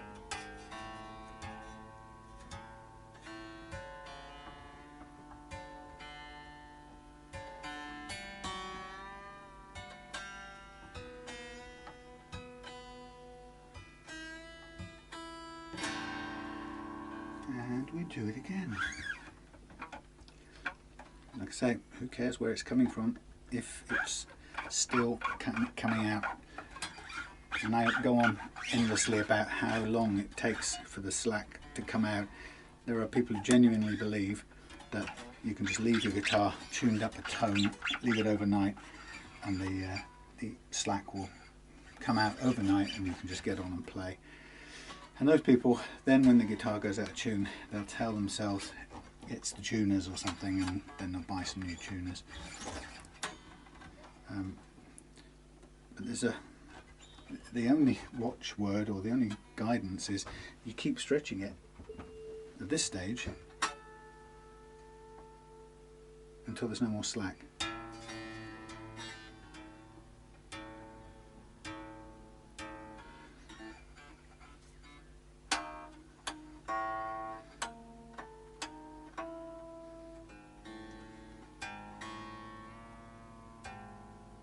Oh, wrong one.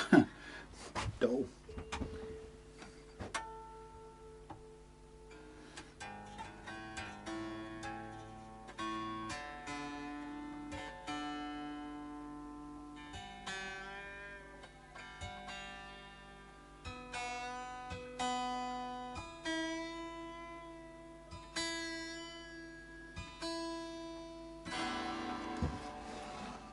And then a few more bends. You might want to stretch, do the thumb and forefinger stretching 3 or 4 times. You'll get used to whichever works best for you. I do a combination of that plus some bends and some further stretches like this, and then when I'm confident that it's all stable, I call it done. Small amount.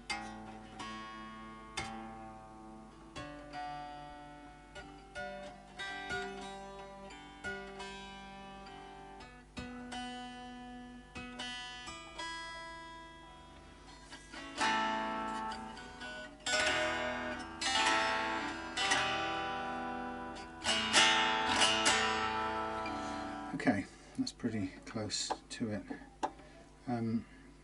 Interesting the way this pickup is seated. It's tilting forward and there's not a lot we can do about it other than perhaps put a bit of foam in there or something to keep it tilted back. It's the problem you get with when it's fixed on one point only. If you're going to do that, I'm trying to think of a simple way of doing it. Probably a little piece of black tape or something folded. Let's see if that works.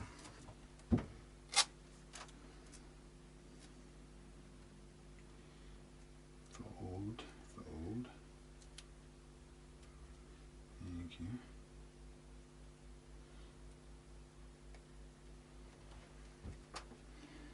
Let's just have a feel and see whether it goes in there at all. Yeah, yep. Okay. Squish it down. Now what we can do is just cut a bit off each side. What happened to the scissors? There they are. Those big things looking like scissors right in front of me.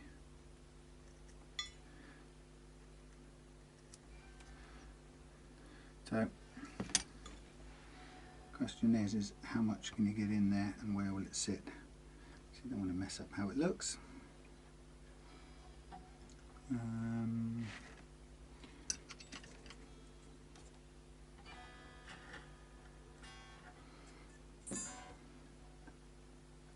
So it doesn't really require much. Anything you put in there is in danger of dropping off or falling through. So the only way you're going to really do it is to get a piece that goes all the way through and sort of sits on the ground and doesn't drop through, which is quite difficult to do. Depends on which side you've got the most room on. For example, push this out of the way and try it in here. No chance. Okay,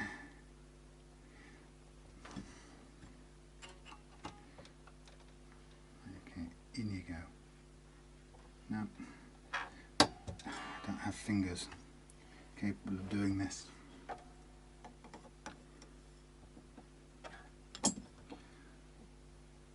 Go in there. Sort of, God, it's impossible to handle things when you've got big clumsy hands. So I'm just trying to get this to stick in there, and it is actually enough to hold it up, but it's not really, it's a bit too thick.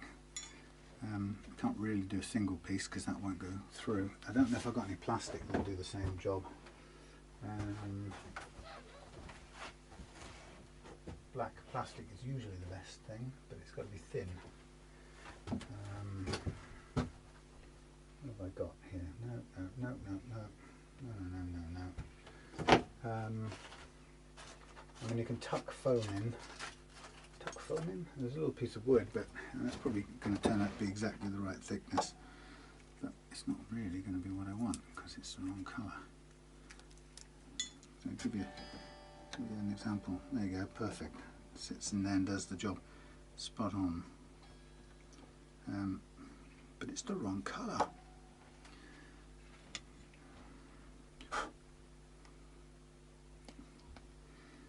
Plastic looks black.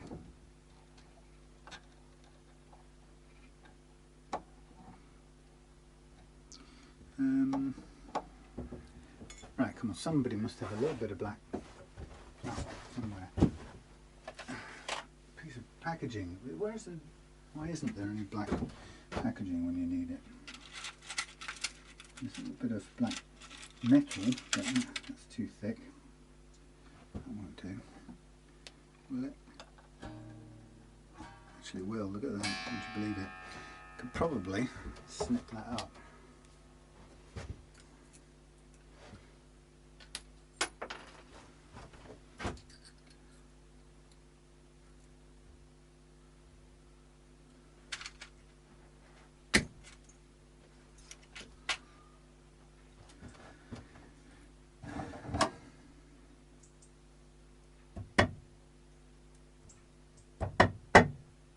Flatten, please.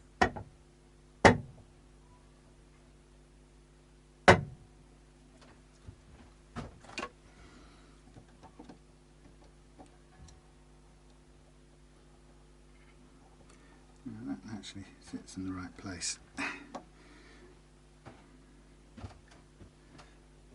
just feels like it needs it. The problem is it can always drop down. That's the only downside on it. And if I just see where it sits, there you go. It's done what I didn't want it to do. It's dropped down. Okay, let's do another thing. Let's take the correct way out. Let's put a bit of foam under here to keep it just raised at the top. And that way we can do it with double-sided sticky tape and we won't have to worry about bits falling around.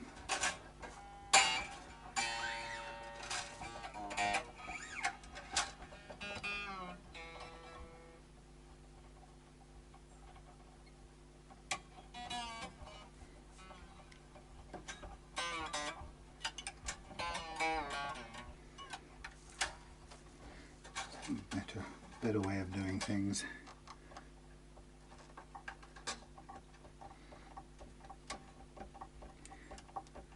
Just keep slacking this off till we can just go around the edge there.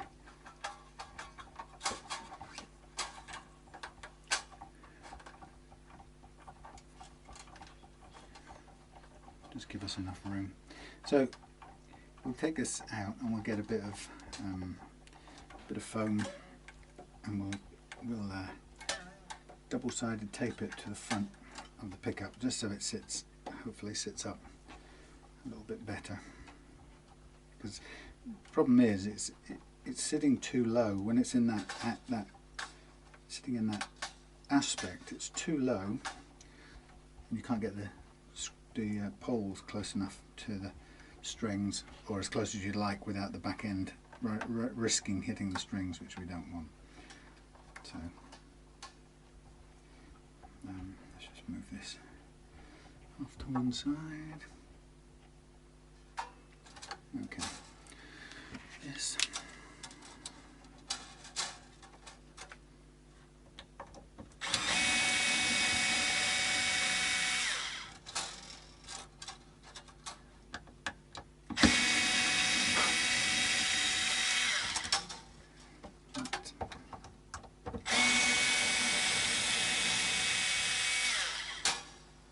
Fly.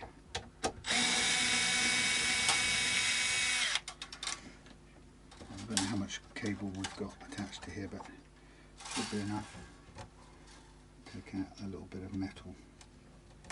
It's got funny little.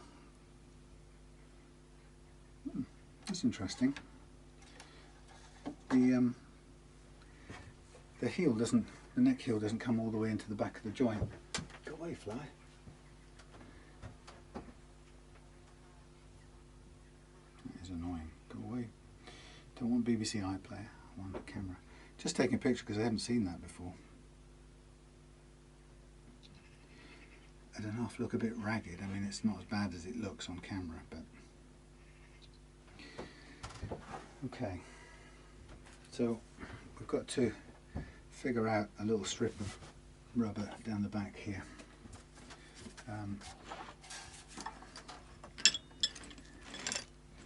And we just need to figure out what the height it is we need, and that might be a bit of hit and miss. So I'm going to look at making a piece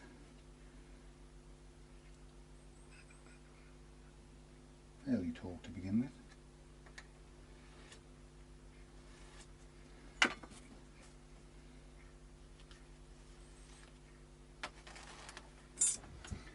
Not too thick at the moment, but if we take that halfway down, do it by 50%.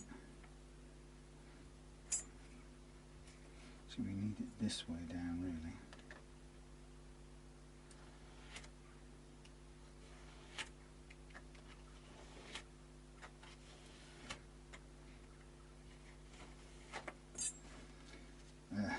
A little bit on the crude side. Kind of difficult actually. Let's have a look. Okay, so that's poking up at the back. Why is that? And that's sitting down there. That's going like that. But we still needed that bit of extra push at the bottom. Let's see. Let us see. Okay, that's not a bad shape.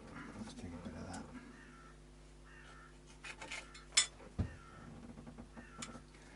So just as a test, let's see what we get if we stick this to it.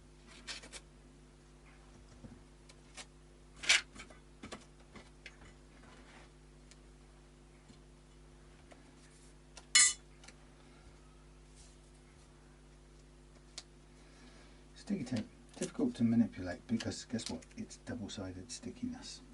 Gets in the way. That.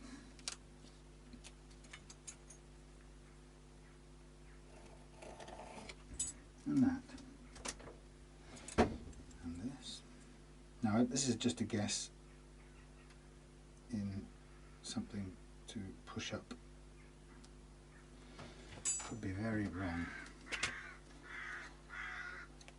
We'll just sort of lay it back in, and if it seems a million miles off to start with, then we'll rethink it.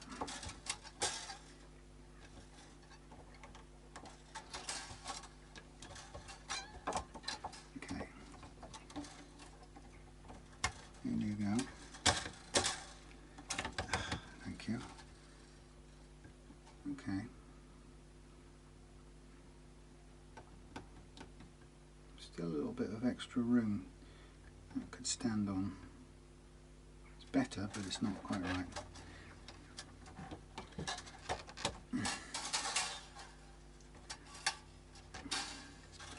So I'm going to put another little bit down on the inside of here.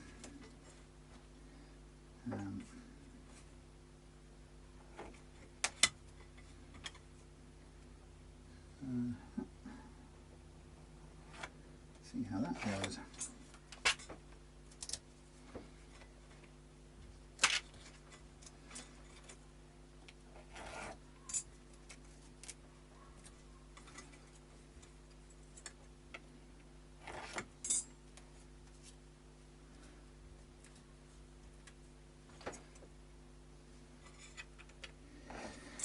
Right, fiddly.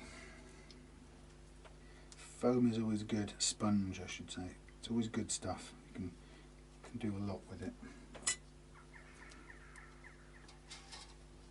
Right, so just place that along the front edge here to add to this. Okay, that's funny. Oh, I guess it's a right-handed pickup in a left-handed guitar. That's what's weird.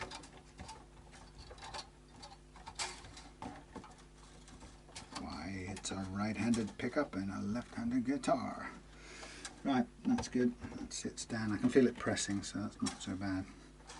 Let's get these strings back out of harm's way. And we'll put one or two screws back in. Not like that, we won't.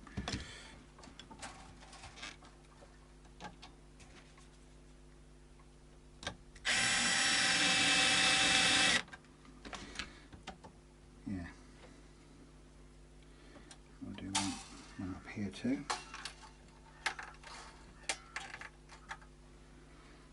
And just won't put them all in just for a second.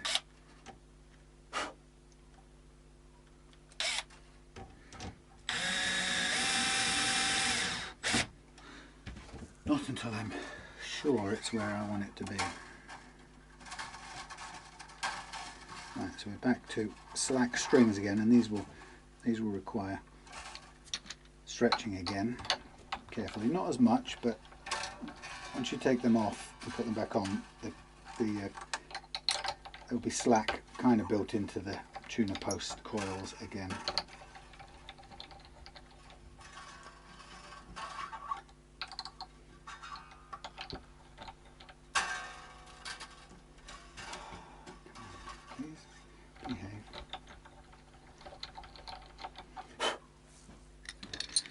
You out the way.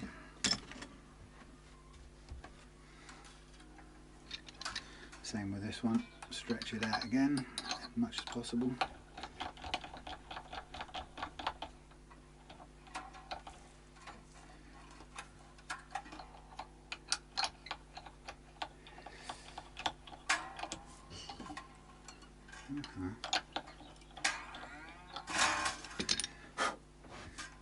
Okay, yeah, it's sitting up nicely.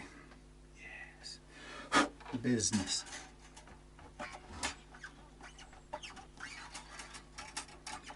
Some of the old, some of the older style guitars had humbuckers with two sets of screws, so you could do that downwards adjustment. So there was one central, or two central either side, and then one side had another one, and it allowed you to pull down a little bit, which is pretty good.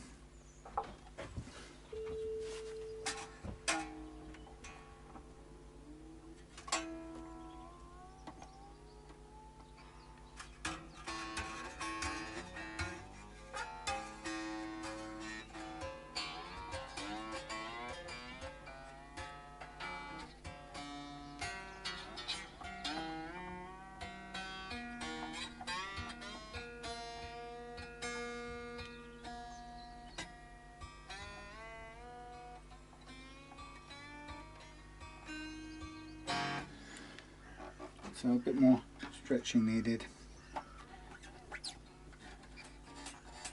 to take out that slack that we've introduced back into the thing.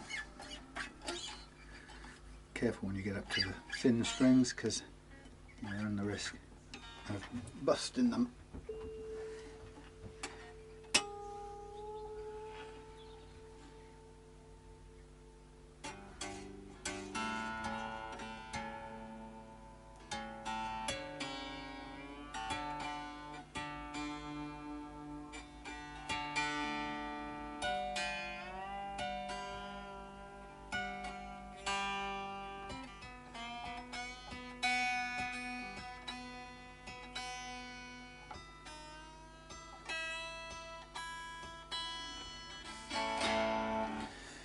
Okay, that's good. Now, next step is to check the intonation. And on a left-hander, not the only good thing, one of the good things about working on a left-hander is that when you come to check the intonation, the jack socket is in the right place. So I can do it on the bench without the jack pressing into it.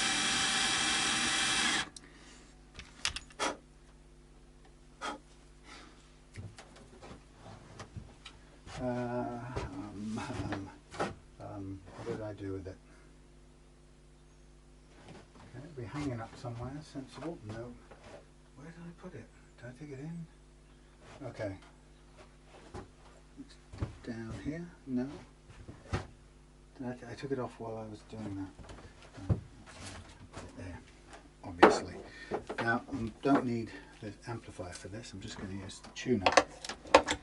And this is about setting the individual length required for each string, and each string requires a different length, as you probably know. And we're going to do this with the help of the tuner and a screwdriver. So we're going to move and adjust the individual length of each string so that it works with the neck that's on this guitar. And the neck, as you know, probably I understand, it has been built to a nominal scale level, scale length. Sorry. So, what does that mean in practice? Well, it means when they come to make it, they have a formula which dictates where the frets, where the slots for the frets sit, and importantly, how they, the rate at which they come together as you go down the neck, and that the key variable in that formula is the what's called a notional or scale length. So you're saying, okay, I'm going to make a Gibson scale length. Yummy's just brought this in. Oh, hang on. Just had a little twitch. It might have been the last gasp, though. I think it. Yeah. Yeah. It has ceased to be. Sweet little thing. It's a vol, bank vol. Yeah.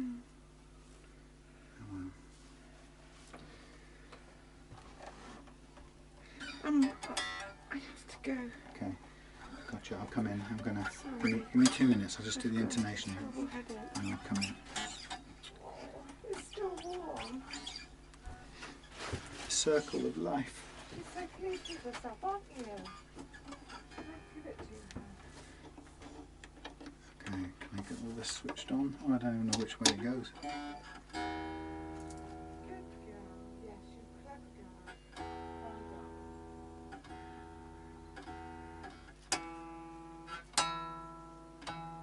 Slightly long there. So, or flat, which means it's slightly long. So we bring this saddle right back. We're going to bring it right back to its start point, and we should be able to work from there. Let's see. I could be wrong. We might have to switch the what sits again.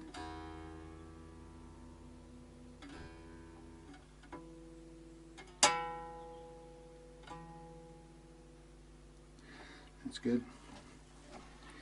Okay, so given the position of that one, I'm going to pull these other ones back to match, or to work out a pattern that I think this thing should have.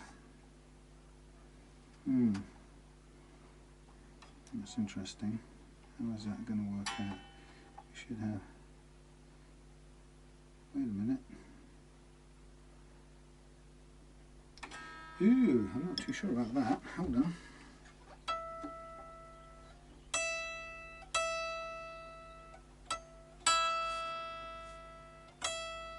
That happens to be spot on.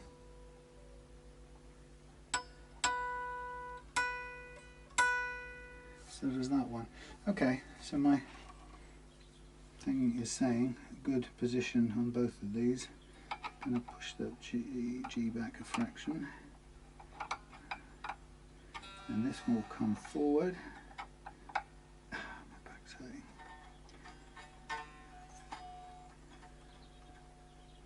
Kind of difficult to know with this because they're going back that way, but the whole bridge is slanted, so you probably end up getting them in a completely straight line.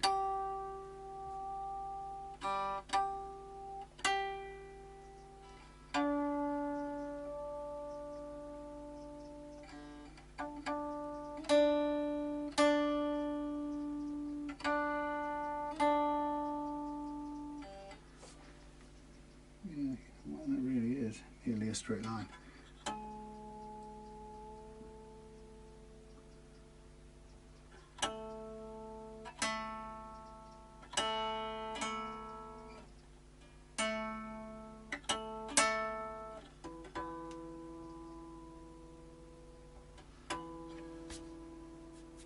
There was a massive spider up there last night. Okay, too short. Right, so we seem to have followed a straightish line all the way across, which not surprising since the actual bridge itself is already tilted back at quite an angle, which you don't necessarily find on every guitar of this style. Sometimes it's a much shallower slope or angle, I should say, in which case you have to do a lot more of the stepping back with the saddles. But in the case where the bridge itself is tilted back quite a lot, the way most of the work's done for you.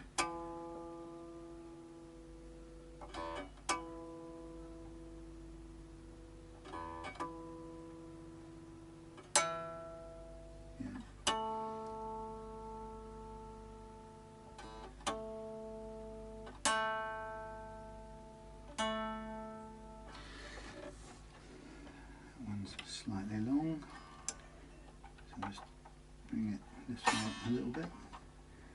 Kind of makes sense, really. That's about right. And then this one possibly. Let's check it. It's about right too.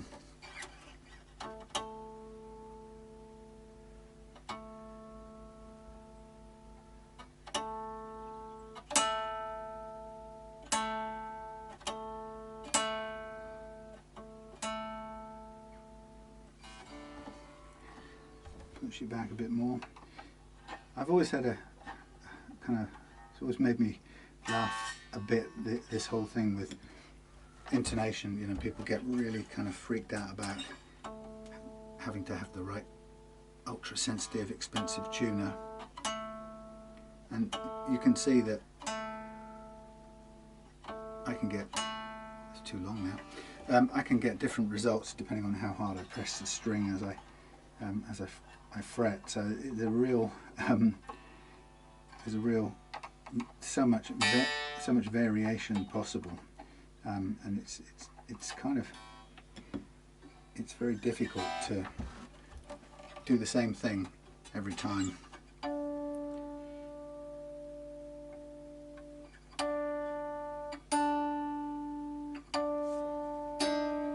And this come forward a bit, slightly flat too.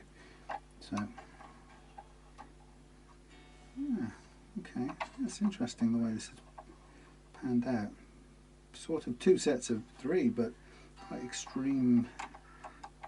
There's like quite a bit of difference between the two sets. Let's see where I'm going by eyeball now. But let's see what we get. We're close to it, but I just want to fine tune it.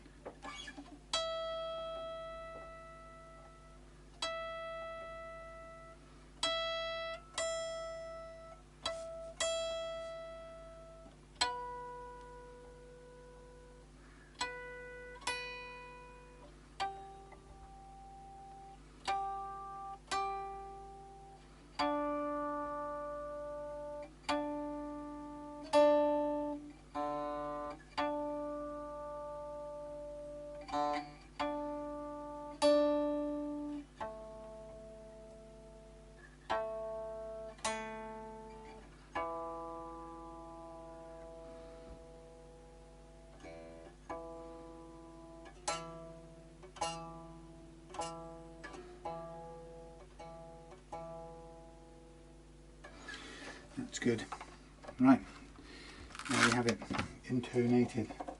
So that's James's left-handed Epiphone Dot with a few little things taken care of, a bit of a polish up, a bit of overall shine up, and nut slots tweaked, action or the tilt of the pickup adjusted.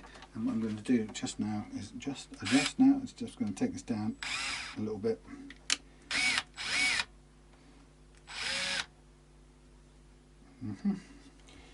About the same sorts of heights. Good. Right. There you go. Thanks for watching.